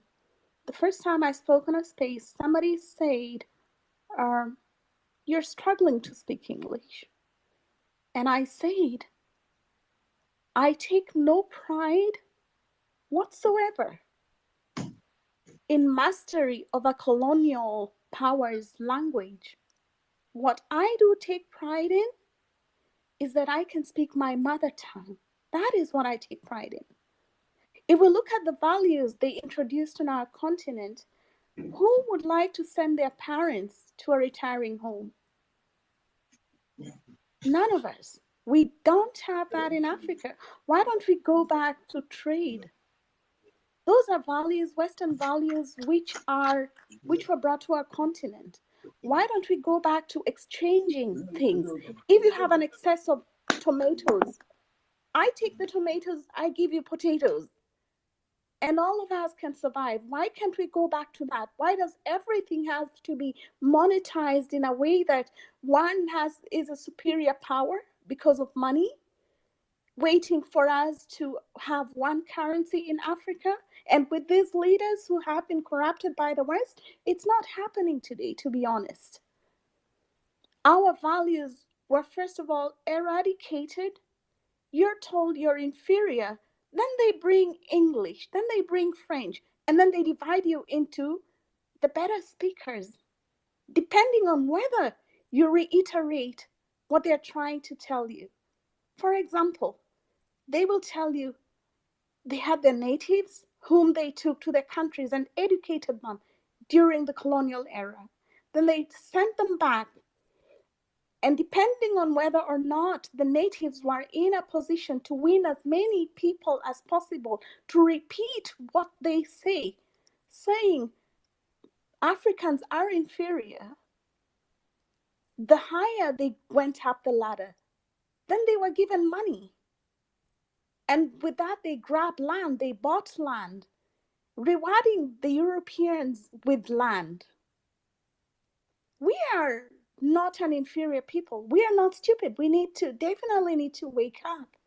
Because if we go back and adapt these values of sending our parents to retiring homes, we will not come back from that, because our parents are our most important resources. What do they teach us? What did they bring to Africa? Dissection of insects. Excuse me. Dissection of insects. Do we use that at all in life? Unless you're a biologist, you will never dissect an insect in your life once again. But what are European children learning? How to build cars, how to manage hotels, companies, big companies, how to make investments. And our children are still in schools learning how to dissect an insect. Excuse me, that is ridiculous. We have to start teaching our children our languages, our values, learn and teach them our role models. Now you can imagine if a child wakes up every morning and hears just one role model's recitals, just one, or even if it's just once a week, they will never forget that, because our leaders are not taught in European schools. They don't teach African curriculum. But if you ask a kid in Africa who Hitler is, they will tell you that is ridiculous. I mean, why don't you accept first of all, they brought the money, and they do not accept any African currency in Europe. Any. Zero. I repeat, zero. You cannot exchange any money, any currency from Africa in Europe. And yet, they print for some Francophone countries, they print money in France, which is sent back to Africa. Now, getting to the thing about money, if I come to you and I tell you, you tell me, I would like to exchange some money, I would like to have your goods, okay? Just an example. Then I tell you, okay, then you pay me in €1. I'm in Africa, let's say Kenya shilling, Naira, whatever. You give me €1, and then I'm very happy, thinking, oh, wow, I've made a very good trade. Then I go to the exchange, and they tell me, for this €1, you would get, the value of 80 cents, just like that. You've lost 20 cents. So you're selling and getting less value for that which you got. And where is the money going to? It goes back to Europe. It is ridiculous. So in that sense, you have paid me. You pay me. I pay you for you to take my food, to take my services, and I say thank you. Excuse me, we're ridiculous. We're just ridiculous. I don't know why we accepted so many things coming from Europe, because they will not accept any African currency in any bank here. In fact, if you go there, they look at you with scorn. I've tried with African currency. And they say, how can you live here and not know we do not accept African currency? They kind of want to hide you, in fact. They're like, no, very condescending. And then we still have racism, a lot of racism on our continent. Racism in South Africa. Last year in December, we saw our number of whites leave the pool because Black kids had entered this pool. And I just went, this is utterly ridiculous. They should be thrown out of Africa immediately. They're saying they're afraid. They're afraid of the EFF right now. And I must say, congratulations, EFF, on instilling fear in people who have no respect for people's values. Absolutely no respect. Even in South Africa, schools are still segregated. Children are still being told to straighten their hair because it is not nice to have curly hair. We have to start showing our natural hair. That is the way we are. Our hair was made to withstand weather conditions. That is the way we were built. And you see them imitate our clothing, our hair, then it becomes cool. We should not absolutely stop liking this bullshit. Sorry about that, but it pisses me off when we see Europeans dancing, and they dance our dances, traditional dances, and you'll see Blacks praising that. I'm like, stupid, honestly. You will never be praised for that in their countries. You see one European speaking maybe Igbo or whatever, Kiswahili, and Blacks will jump on that and but you cannot follow each other. You cannot lift your finger to support one another. Yet you will clap for every European who speaks your language. That is shameful. They make it a news headline, European whatever, or European marries Africa, and whatever, and that becomes the news, and everyone is jumping onto it. This is ridiculous, because you will never hear yourself being praised for speaking French, Italian, German, Spanish, whatever it is. We have to wake up. We have to wake up. That's what I have to say for now. Thank you. Thank you so much, Kenyan German. Well said. All that you have just said is just on point. On point. So much for us to deal with, but we are starting from the starting point, because we cannot jump to the 10th step while we have left the first step. You are going to fall off you must take the first step and keep moving and moving until we will find ourselves where we ought to be. So thank you very much. Our people need to know that we have been living under inferiority complex for so many years. And right now we are coming out of it because we cannot always in our schools teach about the exploits of the West. Like they said, what do they call it? Christopher Columbus discovered this. Mungo Park discovered this. And there is no African that was able to discover anything. Even they also discovered our backyard, where our ancestors has been the rivers they have been bathing, washing, and living on for thousands of years. They also came and discovered it. They told us that they came and discovered our backyard. Enough. Enough is enough. We must begin to do the needful, and that is to deliver ourselves from all this nonsense that has made us as useless as anything before them. So their currency, everything about them is superior. That is what it is. We don't even have our own spirituality anymore. It is their spirituality that is our own spirituality. The Buddhists, the Indians have their own. America, all the world, all the people advancing have their. Only Africa is confused. Only Africa that you find this confusion. So thank you, my beautiful Kenyan German with that singing voice. Thank you so much. We love you, and of course, we are here. We must continue. Yeah, Q Nihan, I want to hear your voice. I want to be sure you are still here with us, our I'm here. Mexican brother. I'm here listening. Thanks. All right. All right. Thank you so much for being there. Yeah, our own Ezinne, our own Quinitic angel Ezinne. You got the mic. Go ahead and take off that piece of your mind. Thank you again, good man, for the privilege.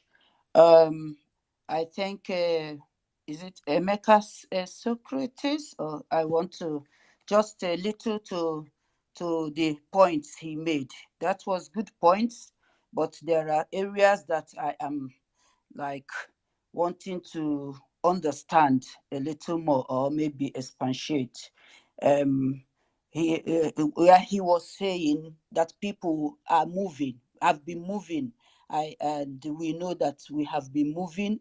It is nature of human beings to move, and my worry is, why would the Caucasians moved and want to continue controlling people in their own indigenous land?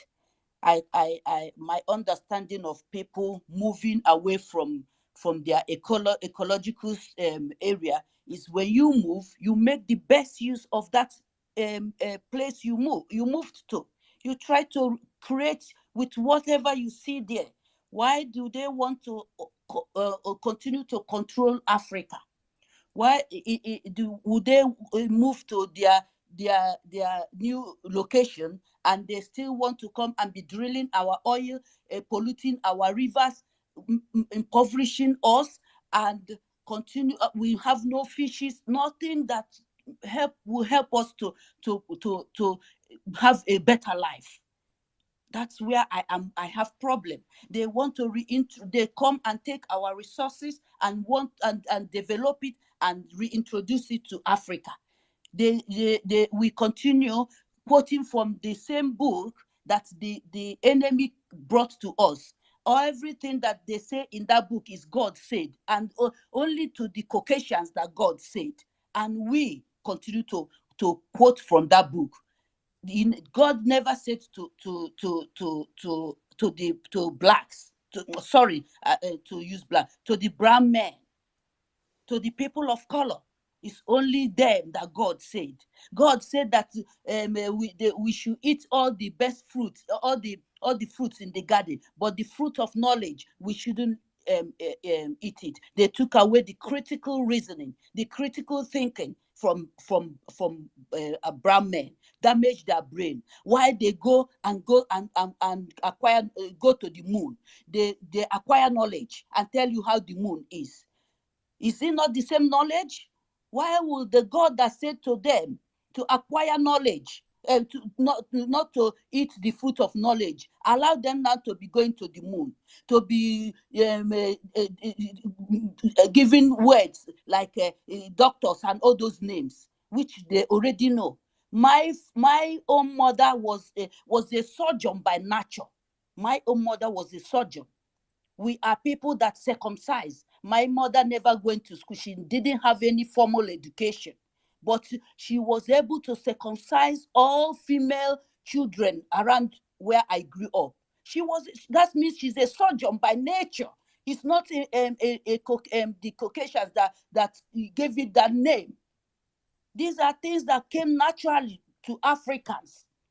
So all those things they put in that book, and we continue to refer to that book, it doesn't make sense. It doesn't show that we are on the same page, wanting to move Africa forward. We understand democracy is not of Africa. So I believe that the uprising in Africa all worked for good. It is not, we might not understand it now. That uprising, let us first take over our land. Let us take over our people. Let us emancipate them. And then we can now decide on how we will move Africa forward. It is not the Caucasians that will will decide how we do it.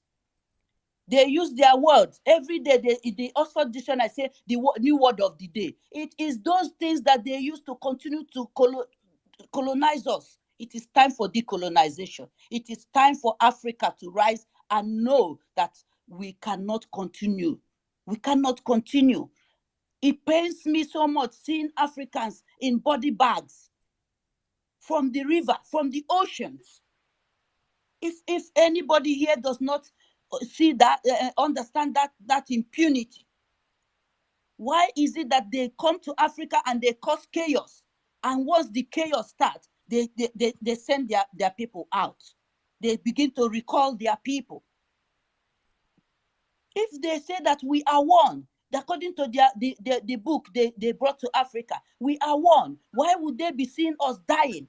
Why would they pollute all our oceans and seas? Why would they pollute them? Why would they be coming to Africa? They took away knowledge, and the same Africa will lead them into our forest, and they turn it into a geographical discovery. They come on dressed like people going on mountain. They go with a big tire car, trucks, and they go into our forest. We are the lion and lionesses. It is in Africa the lion is. But now we let them into our forest, and they take samples of everything we have, and they go into their lab and they do artificial insemination. They do it both in human and animals, and they put it in their own land. They feed animal with milk. Yeah? They bring a cow milk to us, and now all of Africa are now behaving like cows. We need to stop this. It's enough. We need to understand this and stop it. We are the one that, because they brought that book that keep quoting and telling you that your child that you and your loved one decided to agreed to bring to the world, that if that they came insane, and that they need to accept the white man before we can become free, before our sins will be forgiven. Why would they tell us that we have to suffer on this earth, and then there is mansion in heaven? But they're already exploring the moon. All these things are things that they use for continued colonization. Nobody is going to live in the moon. I'm telling you, it is just their part of their modus operandi, so that Africa will be thinking, wow, these people are too much. These people are this. It is not. It is. I don't agree in some of those submissions. We need to rise up, Africa. We need to stop quoting from that book. Stop quoting that book. That book they call Bible. There are so many other books we can refer to that talk about good, so that we can be able to emancipate ourselves and take back our generation, and our children should not suffer what we have suffered. They caught our forefathers while they were young. No, we have come to know that we can't continue. We cannot continue. Our children cannot continue. Let the Caucasians raise their own children in the indigenous land that they have moved to, so that we can also grow our own children in the way we understand. Then if everyone is settled, we can now have business. We can now negotiate things, not them imposing what or everything about them to us. And that's why African will go to Chatham House. Europeans will tell them how to rule Africa. Are those people for you? Do you think that those people that went to Chatham House will come to do something for our good?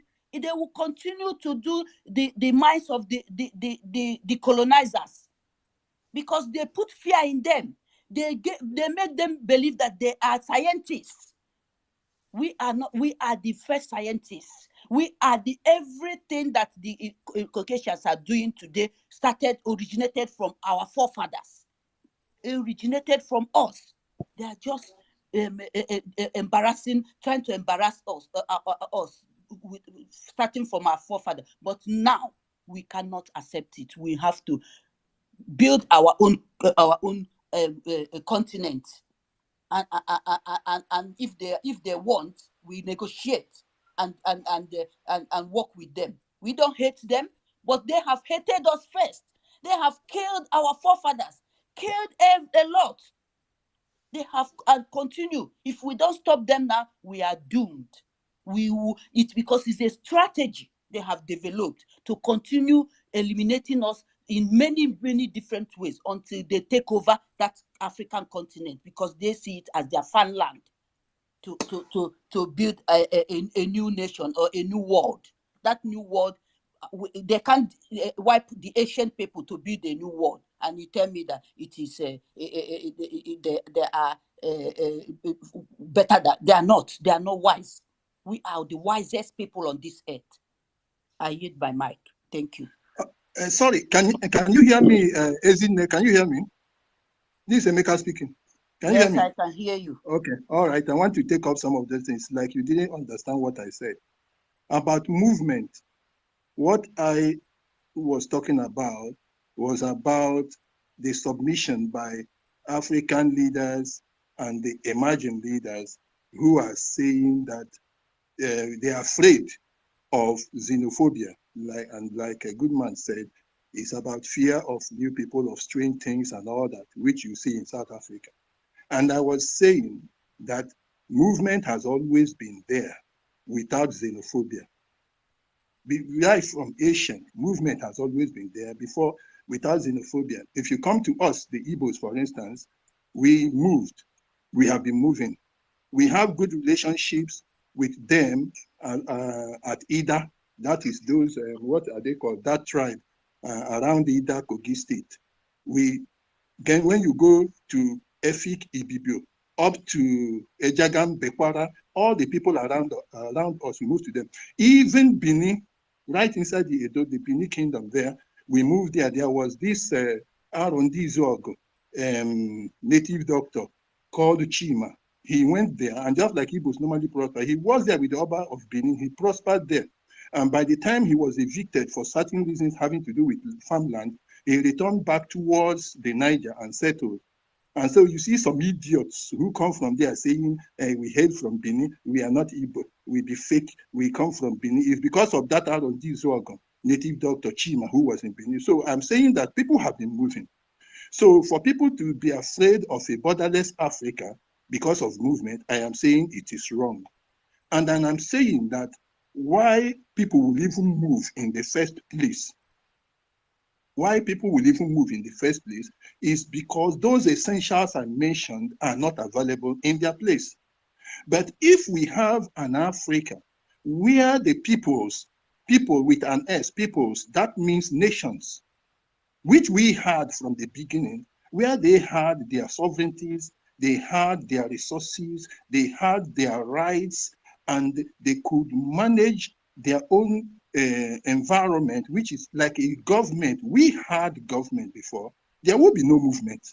Because take, for instance, if we, the Igbos or Biafrans as a whole, if we have our sovereignty restored back to us, if we have our resources restored back to us, we have our rights, and we use our own structures and constitution, including constitution and all that to establish, do you think we'll be moving? You won't even, none of us will be outside here in other lands. That's what I'm saying. We will move. We will move, Emeka. We will move because when Africa is, sorry to interrupt you, we will move because when Africa is liberated from the hands of the Caucasians and well developed, we are free, just like they live and Britain can live in Germany. They can move everywhere. If we develop Africa the way they have developed, used our resources to develop themselves. I can decide to live in South Africa, in anywhere, in Togo, but because the colonizers has made it the way they made it, that's why you're seeing that xenophobia. That is happening. What I am saying, madam. You are saying, me and you, we are not saying anything different. I am saying those who are afraid that having some minimal border restrictions will cause xenophobia are wrong, in the sense that that movement they are thinking that people will now relocate and move from their place and go en masse like that in large populations to say in other places will not happen, because all the peoples of Africa will develop their place in such a way that that movement will be so minimal there will be no xenophobia. That is what I'm talking about in terms of movement. And for now, as I am telling you now, that is already in place in Biafra. That is the entire thing that Biafra is all about. Biafra is all about restoring to the peoples, the original nations of Africa, their sovereignties, their resources, their liberties and rights, so that they can manage and establish their own states. This will absolutely make it possible for them to feel the fullness of life in their place. Even when they move for fun, or they move for just one of those little things. People can go on holiday, people can go and live somewhere for a time and return back and die. So it's a small thing. That's what I meant by movement. I did not say, I'm not talking about the Caucasians, nothing about them. I'm just saying that Biafra is the center of what Africa is looking for. It's at the center of that their quest, even for borderless Africa. As long as they establish African states, natural states, with their resources, their sovereignties, their liberties, and all their cultures and standards, then that is what Africa needs. Biafra answers that question of a borderless Africa. Every people will be on their own, and Africa will become a garden. Every place will be developing on its own, and you can go from here to here and you enjoy yourself. Unfortunately, for those who are shouting and crying about development of Africa and African borderless and all that, we have what is called the Organization of Emerging African States. And they are stifling it. They don't want it to happen, even those that are preaching one Africa. But the Organization of Emerging Africa, OEAS, is right at the core of what Africa needs. There are a couple of countries that you can Google and look at the membership. There is this man from Cameroon who was the chairperson also, Akwanga, Dr. Akwanga. Look, we had this. That's about movement. So I am not in any way opposed to what you're saying. You are not even opposed to what I'm saying, but you didn't understand me properly. I hope I have cleared that. I do understood you, Emeka. Okay. I do understood you. And okay. what? Okay, number two. Yes, number two, your mother. I understand where you are coming from, but and using Caucasians, I was just referring to them as all because we can never talk about the emancipation of Africa without referring to them all the time. You see, so but the uprising that you are seeing now, you said you are not sure. You are not sure, and nobody is. But I'm trying to say that we should not like say, use the word that we are not sure, because nobody knows. Even all of us here, we are just speaking our mind. No, we don't know any of us here. So that on that uprising, we can not be rightly aware of what. But I am of the opinion that all of them worked to the emancipation of Africa. because all those things will madam, you yourself. they are shaking the main foundation of what put Africa there. Yeah. And the more Yeah. the uprising is coming, the more people's eyes are opening and asking questions. Why are these uprising coming? What is going on? What is going on? And the more you ask those questions, the more people are coming to the realization that, oh, wow, people can now bring their own opinion how we should do it. That's why we are here. Bring opinion of how we can do it to support this uprising, or to change it, or to make it to benefit our freedom. Because why we are here is to emancipate the continent. That's why we are here. Okay. So Sorry, madam. the statement that we are not sure, it does not encourage me. Somebody like me doesn't encourage me. If you are telling me that this uprising, let us look into them and see if they are right. Let's Madam, even you yourself, you have just said you are not sure. I didn't say I'm not sure. I said is what you said. I am referring to. I am with them. I support that. If I see any other means to give them more ideas, because we want to shake that foundation that is holding Africa down. That is where I am. I will come back to that, but I want to just take the point. You talked about your mother being a surgeon. I also said the same thing. I said we had our own system of education, which was not structured this way. I mentioned about a child following his father to a meeting. I talked about it following him to the farm. So it's the same thing. We had our system of education. We could do those things, but when they came with this structure of education, it changed the mind of our own youth to learn by memorizing and not understanding. I repeat again, maybe you go back and think about it. Our education makes people to memorize, but not to understand.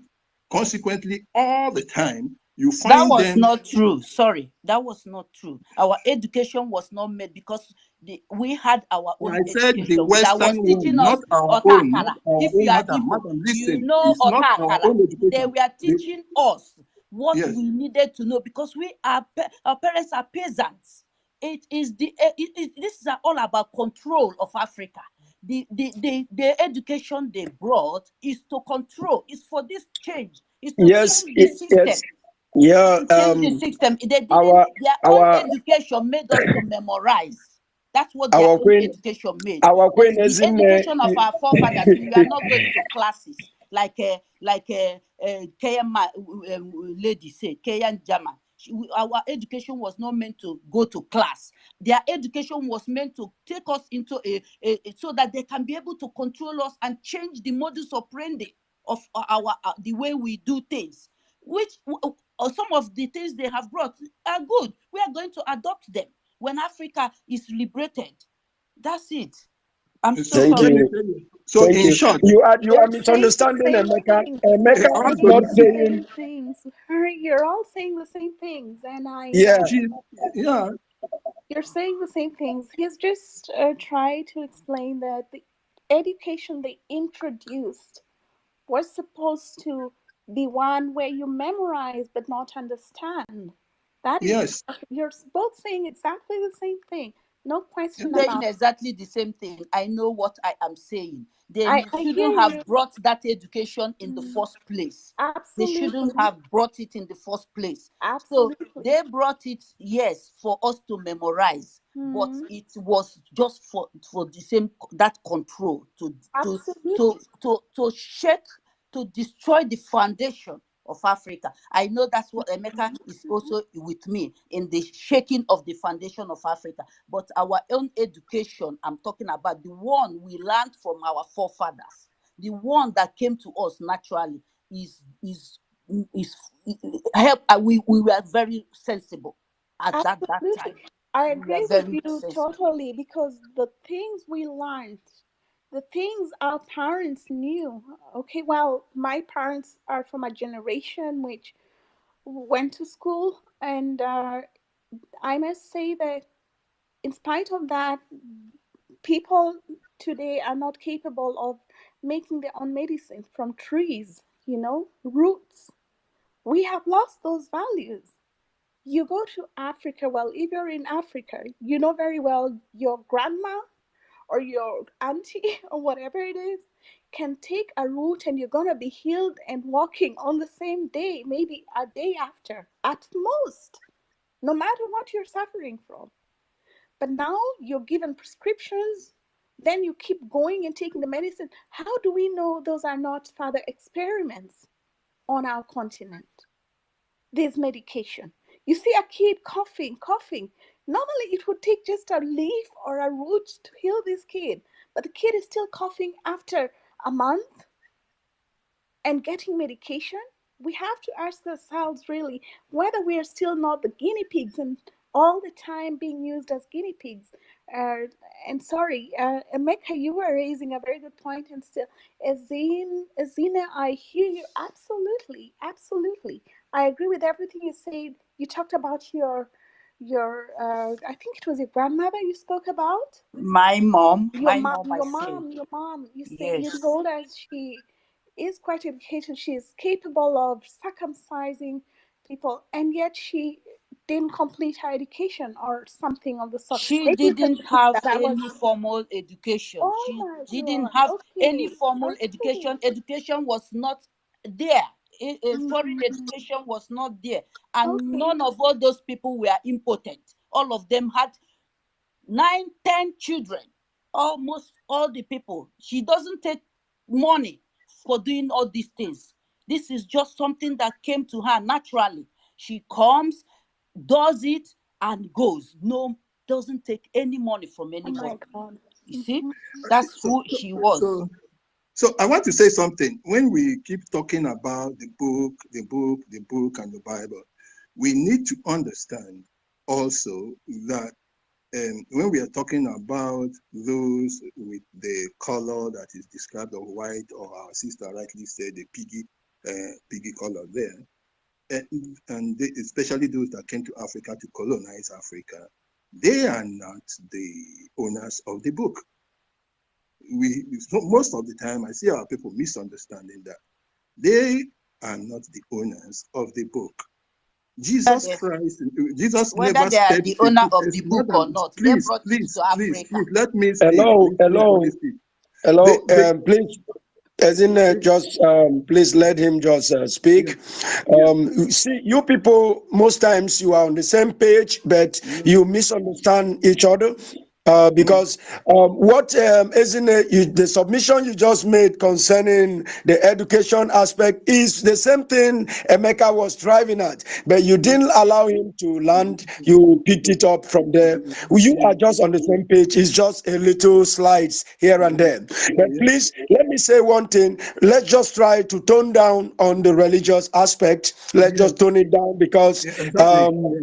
yeah, we shouldn't just go and stay there because it has a way of distorting our programs. Everything, Yeah, everything, yeah. absolutely, absolutely, yeah. We That's need to why, be I on a wanted to common just ground. mention it. It's not, it shouldn't be part of our discussion. We should leave it aside because the people we Yes. are criticizing are not even the owners of it. So now, regarding our democracy, I said again about democracy. They brought their own version of democracy. Not only here, even all over the world. They try to, like I said, they bring out a word, baptize the word, shape it, and make it the ruler of life. They bring it into life, and then they start forcing it on everybody. That's why I went on to define democracy the way they brought it. They made a long definition, which we were made to memorize in school. And when you say it that way, you score 10 over 10. But simply put, democracy is just a government of the people. And I gave the example of the Yoruba people, for instance. They are ruled by Anoba, that is one man. The man comes, it's hereditary, and the man can be there until he dies. Another person takes over. And that is democracy, because it is the people that chose it that way. It is also the people that put the man in place, and the people agree with it. And they have not fought against it. That is democratic. Even though you don't need to put a ballot box, you don't need a ballot box to make democracy. As far as that is what the people want, that's what I'm saying. That is their own system of government. We Igbos have Thank our you. own, and I mentioned the Oha, where we have Oha. and the OHA elects a chairman, and we rotate it. That is our own democracy. But these people will bring one word, democracy, and make our people to memorize it, sink it into their body system, and it starts to govern their lives. The same way they have now started bringing this one they call AG, whatever they are talking about, and they are bringing trans something, and that trans whatever they have brought now is another word they have brought up now. Maybe that word never existed. They now say transgender. If a woman comes up and says she is this, that is what she is. So now that word is going to be made flesh again, and it will start to rule the world. Everybody will now accept it. All of us will now start to say trans this person is transgender. That's what I'm saying. This way of changing the mind of the people by coining those words and using those words to deceive them has been the way they have been indoctrinating our people, indoctrinating our children. And when we get education, this is the education we get, and it's damaging to the mind. And that's what I said when I was making it. And I'm saying that we need to bring a lot of our people out of this mindset of accepting those things that they teach. That there are few of us now doing it, and we need to get more people, because if we don't, we will be too few to go and fight against our own people, because those that believe in these wrong things I brought out are our own people. They are large numbers. Our youth have learned it. There is nothing you can tell them. Before you say anything, they start quoting for you what they read in one book or another person's book, what they have read. And those things are the indoctrination we need to overcome. That's what I'm saying. And then these people might are actually those who are now claiming to be this and that in the different countries. And if the youths that are now taking over in Africa have this mentality that I am talking about, no matter what you are shaking, it won't work. It will just be for a while, because we have seen this so many times. I don't know how old you are, but at my age, I have seen this happening in Africa for so long, and it never brought out a change. That's why I'm saying I am for it. It is shaking, but I want to see the kind of, because if it is just personal, if it is just a protest, but if it is not structured, not having a philosophy, not having a set of principles, not having a plan, an action plan, which is going to will be run completely on the principles on which we are asking for Biafra, which is that indigenous people or the peoples of Africa or the natural nations of Africa must have their sovereignties, their resources, their rights, and their own area to govern, to rule, and to structure for their future generations to come. It won't happen. So thank you. Africa must have that. And we have, for instance, like I said, Organization of Emerging African States. Go and check it. We already have it. They are neglecting that. And they are just going to keep the same European settings. Somebody can come up now and take over and carry out a coup in Nigeria. We will clap that there is a coup in Nigeria. But the person will still maintain this idiotic thing. He will still maintain this idiotic thing there. So if he maintains everything here, but he's a military man and he has taken over, are we moving forward or backward? Until he believes on the principle of Biafra, there is no forward movement in Africa. Thank you. Thank you, my brother, Emeka. Socrates, the man that is greater than Socrates, you know. Yes, I must appreciate you for that submission. But what I want to chip in is that there is, okay, before that, let me make us understand that our own Kenyan German will be leaving very soon. She has something that she needs to take care of. So she just notified me on that. And then let me say something in regards of your concern about the coups that are going on today, so that you will be strengthened in your mind, knowing that it is a different scenario altogether, completely different. How is it different? You will have to understand that there have never been a time in the history of Africa where a country comes up with a coup and another African country stand by them. Stands gidigbam by them, say, we are with you. Because the liberation phase has just begun. So don't you ever see the coup going on as just coup, as just military takeover. No. They are solidly conscious of why these coups are taking are taking on, and you can see the alliance that is going on. If you fight any of these African countries who have decided to liberate themselves via Cube, we will come against you. Those who have taken upon themselves to liberate their land have decided to form alliance, which has never happened before in the history of Africa. So this will tell you it's a different ball game altogether. And to make you understand that this has come to stay, this is a clue, a leeway to the liberation of Africans. Of course, they have a backing, which is Russia. That is the reason why Russia is so interested. There is a reason, I mean to say, why Russia is interested in this African uprising, in these young generals that are rising up to take back their land. There is a reason why Russia is interested in giving them the backing. And that reason is because the West want to boycott Russia and steal from Africa, and used what they have stolen from Africa to launch attack on Russia. Of course, the enemy of our enemy becomes our friend. And because the enemy of our enemy has the interest that we have, of course, that makes a formidable ally. So my brother, I tell you, be strengthened, be rest assured that Africa has risen up never to go back again. It is a plus for us because we have been fighting for Biafra. We have fought a genocidal war that was brought on us, where over 8 million was killed, because there was no real detailed number. But if they can agree that they killed up to 6 million, then you ought to know that it outnumbered 6 million. They killed over 8 million Biafrans in the genocide they called a war. It was never a war because we were defending ourselves. We never moved into any other territory. We were just defending our lives. We were fighting for survival. That cannot be called a war. Yeah. You brought your genocidal tendency to a people. You started killing the people all over the slaughter camp they called Nigeria. And then we decided to live on our own, and you brought the genocide to us on our land. And you call that a war? No, that wasn't a war. It was a genocide. And not just that Nigeria, I said Nigeria, not just that Nigeria fought the people, Britain also employed the services of the West and some African countries like Egypt, and they came and was bombarding even schools and hospitals, even where people run to for shelter.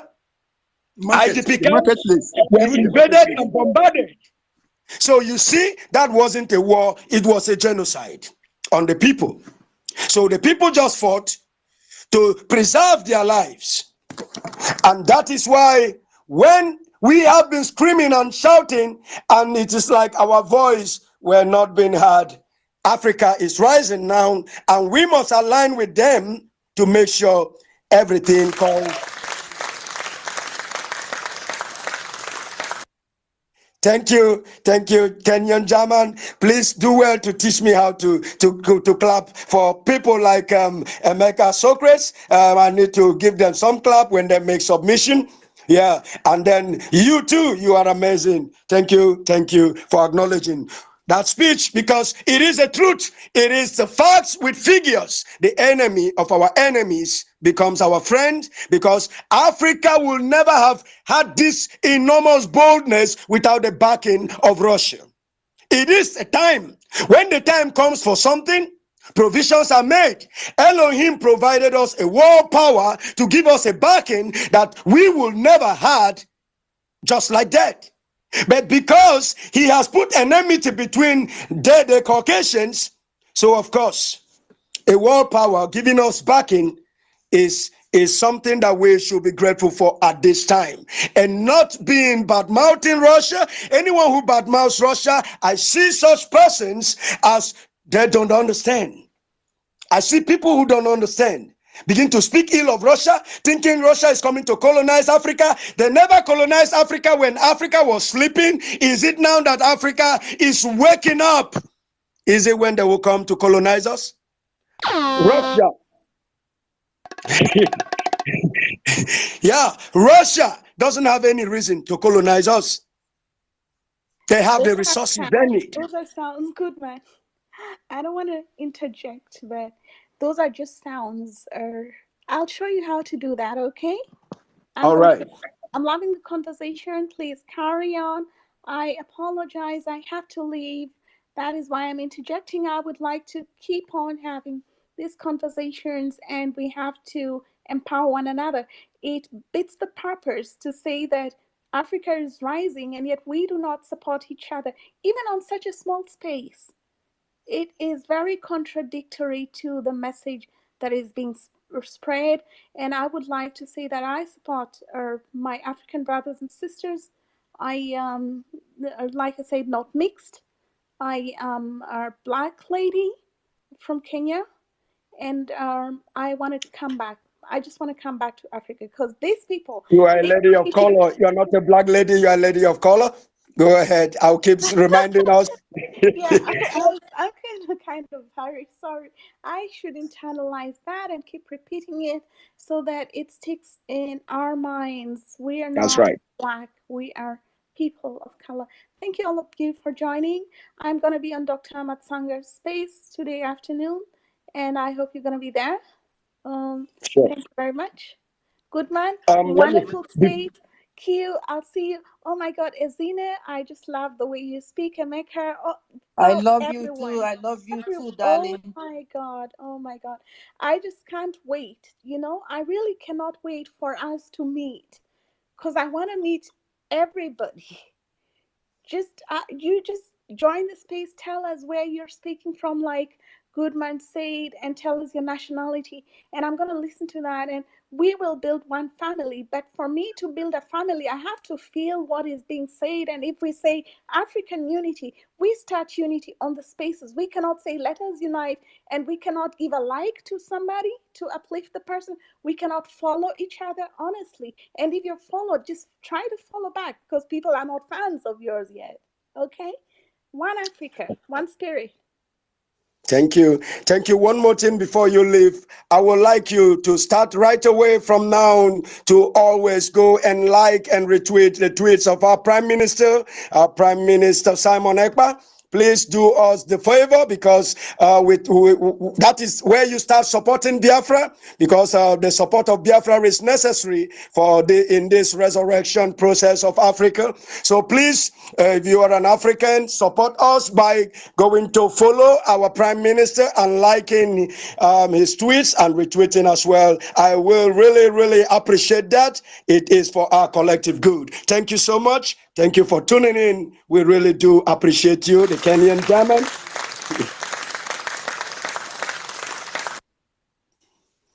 Thank you. Yeah, we must continue. We must continue. Q Nihan, I want to know if you are still here. Q Nihanda, we just have an hour, or less than an hour to be on the space. I want to know if you're still here with us. I'm here. Q. I'm here with you. All right. All right. Q is from Mexico. He is a person of color, and then he is interested in the liberation of Africa, and he is also giving his voice when necessary. Q, we thank you for tuning in. We have less than an hour to be here because we need to attend to all the things, and of course, we will also be in a Masanga space. I will also be there because we can't be talking to ourselves alone. We have to spread our tentacles to involve our African brothers in this quest for Biafra. We need to make sure our African brothers are also carried along because we can be talking to ourselves every day. We need to make sure we extend it so that they can also know that freeing Biafra is also freeing Africa and restoring humanity back into the world. We must continue.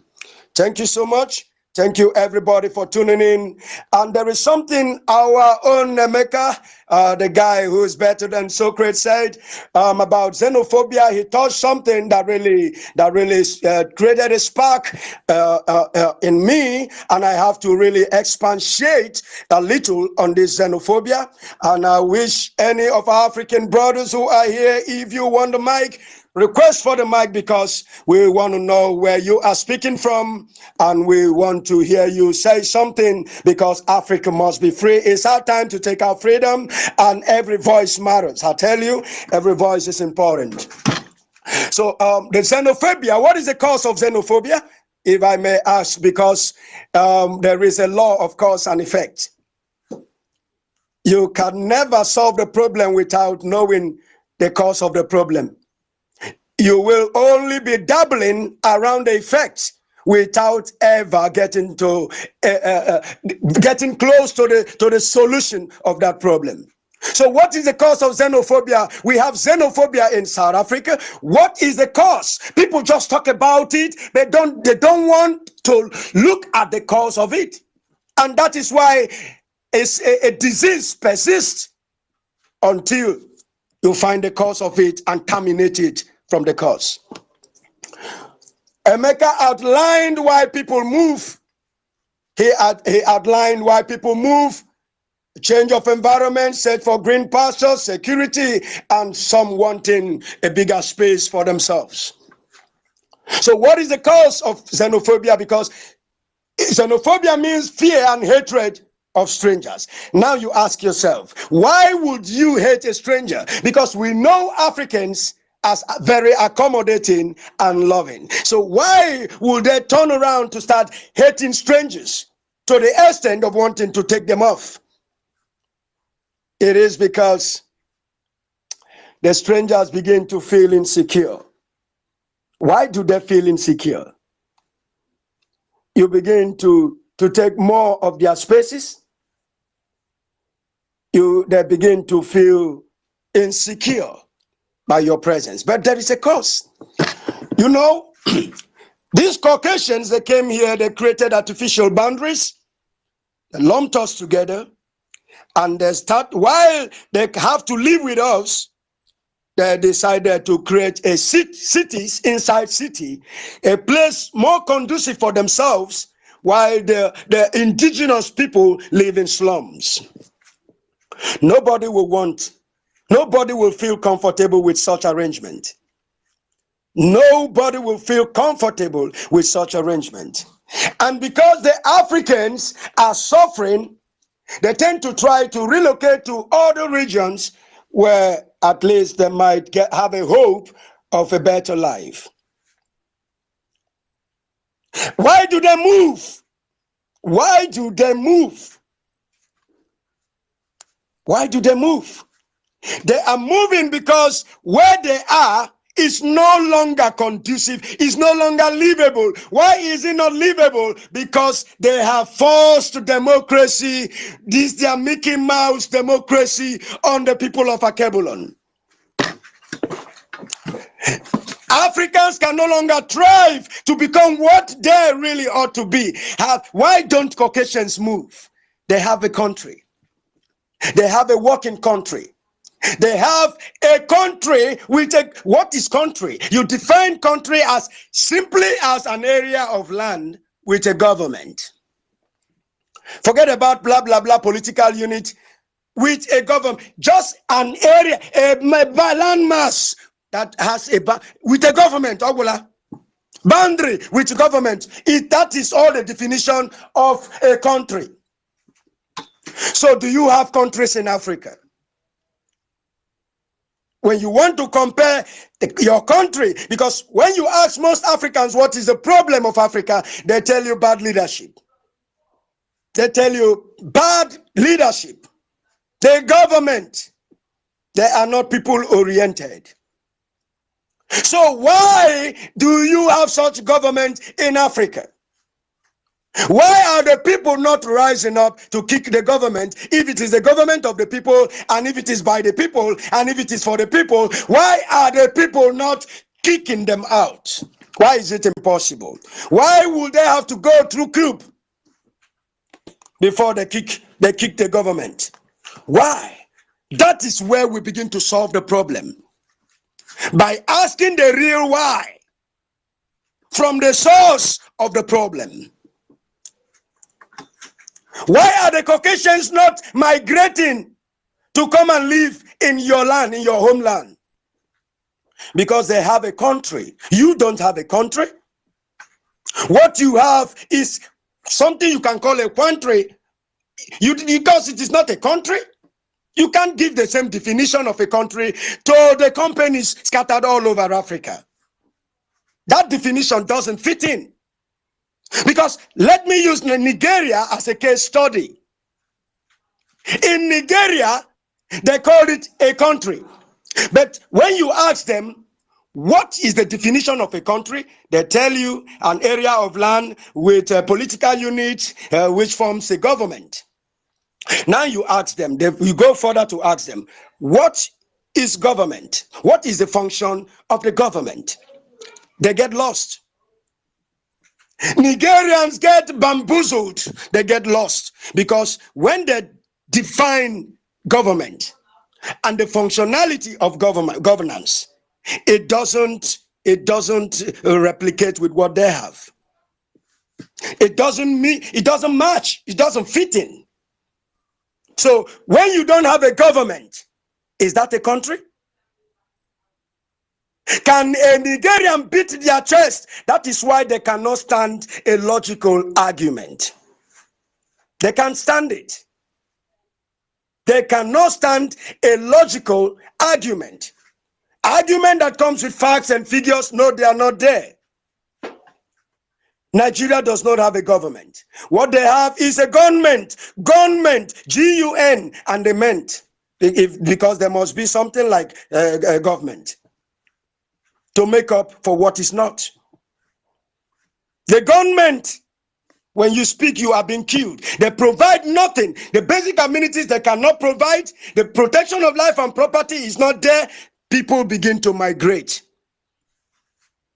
People want to move to somewhere they have been hearing that is better. They want to go there. And when they go there, the indigenous people begin to feel threatened because their own life is not even good. And you are now coming to eat of the leftovers they have. You are taking it over. So Africans must rise. This is the reason why Africans must rise, begin to build real government so that the people can have good life. When they are sure of their tomorrow, there is no reason to fight anybody. There is no reason to begin to shift from your space to another person's space. Xenophobia will die. Xenophobia will die naturally. It will die naturally. We have few minutes on the space because at exactly 11:45 we are going to end the space. Xenophobia will die naturally if we regain back our country, if we take back our future, if we take back our countries, our nations. Xenophobia will be a thing of the past. There are no xenophobias in the Caucasian land. Everybody is living fine. There are no xenophobia. They only, whenever you see xenophobia there, they call it racism. Racism. Africa must grow up. We must begin to solve our problem from the source of the problem. So we stop wading on shallow waters and head on straight and take off the problem and begin to live like humans. That is why we must keep talking. That is why we must not relent. We must continue to lend our voice. Because no problem that doesn't have a solution. It is only when you don't know the source of the problem seems unending. There is no end to that problem until you visit the source of it. The resurrection of Africa and why support for Biafra is necessary. We have to support Biafra because Biafra is a beacon of hope to what Africa is seeking for. Biafra will restore humanity. to the war. And we have a government. Right now we have a Biafra government in exile. I will repeat. And it is the best government in exile the world has ever known. And in that government we have a prime minister. And his name is Mazi Simon Ekpa. A man with balls and vision. A true Biafran. A true leader who has the well-being of his people at heart, and who is doing everything humanly possible to make sure the Biafra land is liberated. And the government is not just talking. We have men on ground defending our territory, defending our mothers, sisters, children, and fathers back home. He is the man of the moment. He is a man to work with for freedom. Africans need to align with our Prime Minister, Mazi Simon Ekpa, the Prime Minister of the Biafra Republic government in exile. Africa must align with him. You must support Biafra in your little ways as Africans. You must support Joe Ayaba of Ambazonia in your own little ways. Whatever you can do to support African nations that are rising up, do well to support them. You are doing yourself a great favor. Because when one is free, it extends to the other. And it extends to the other. And that is how Africa will become free as a whole. So we must stand with our brothers that are standing. We must speak for those who are speaking. Lend your voice. Lend your voice. Never you take it for granted. That little voice and that retweet and that like of yours, it goes a long way. So I must say thank you to Nick Q Nehan. I am following you from Mexico. Our own, you are one of us, because the freedom of Biafra, the freedom of Africa, is the freedom of all the men, the people of color all over the world. Once Africa is free, the people of color in America will begin to command their respect. The people of color in Australia will begin to command respect. The people of color in Mexico, Brazil, will begin to take back their dignity and their respect. Nobody is going to put you down. But one thing is certain, nobody's going to give you the respect that you don't give yourself. So we have to work collectively as a team, a body, so we can be free. Do not be quiet. When your brother is screaming, scream along with him. Let your voices be heard. We have to continue this fight. It is a fight to finish. We don't stop. We keep fighting until we are all liberated. Africa must be free. The whole of the people of color must be free. I know it is not easy to just change what has been programmed into us overnight. So sometimes when you say white, when you say black, I can understand. I can understand that it is a gradual process. Repetition will do the job. Repetition will do the job, because it is a programming, and a reprogramming takes some time. But we must continue to remind ourselves that we need to reprogram ourselves from all this junk that has been ingrained in us.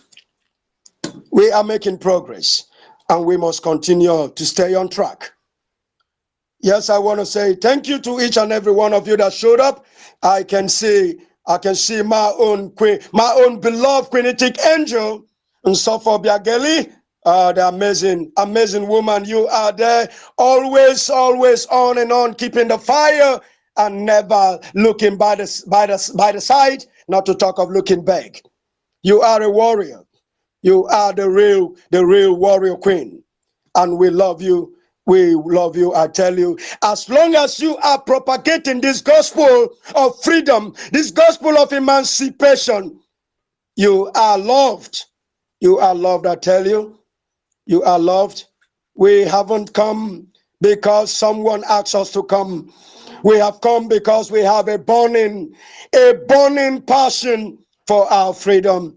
And therefore, that makes it impossible for us to be distracted, because we know why we are here in the first place, and we are going to keeping on regardless of what the enemy does. We must continue to put this fire out there until we are completely free from the shackles of slavery. So I'm going to say a big thank you to each and every one of you for tuning in. We will be back, and when we are back, you will get our notification. So I want you, Q Nihanga, give us your own closing remark, because I need to shut down for now and take care of some other things. Go ahead. Thank you so much. I send you my solidarity. I send you my best wishes. I am thinking about you. I admire you all. I love Africa. I love the Americas. And I just want to tell you that we are so many people in the other side of the world looking at what is happening in Africa and sending you our best wishes and admiring you. And thank you so much. Thank you, my brother. I really appreciate you for coming in and staying with us from when we started to this very moment. And I want to beg on you again, lest you forget, please always go and click on a like, give the like button to our Prime Minister, Mazi Simon Ekpa of the Biafra Republic Government in Exile.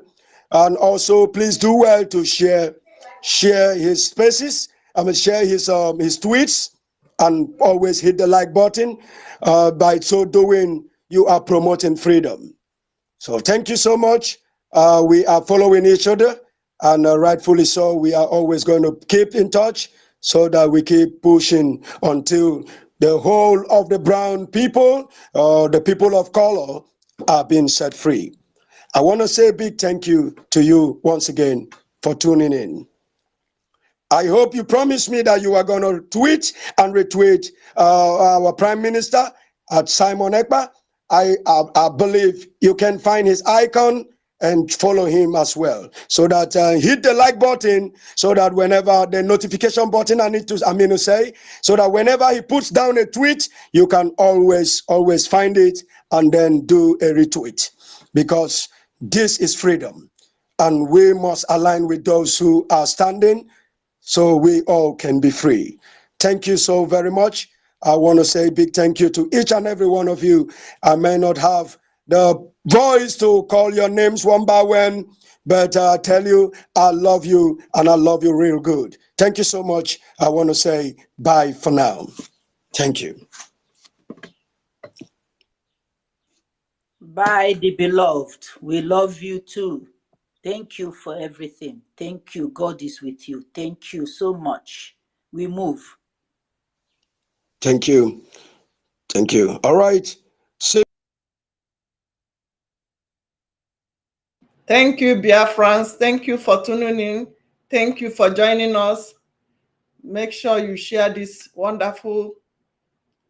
If you need freedom, you must do something. Make sure you share this wonderful tweet. Freedom is number one.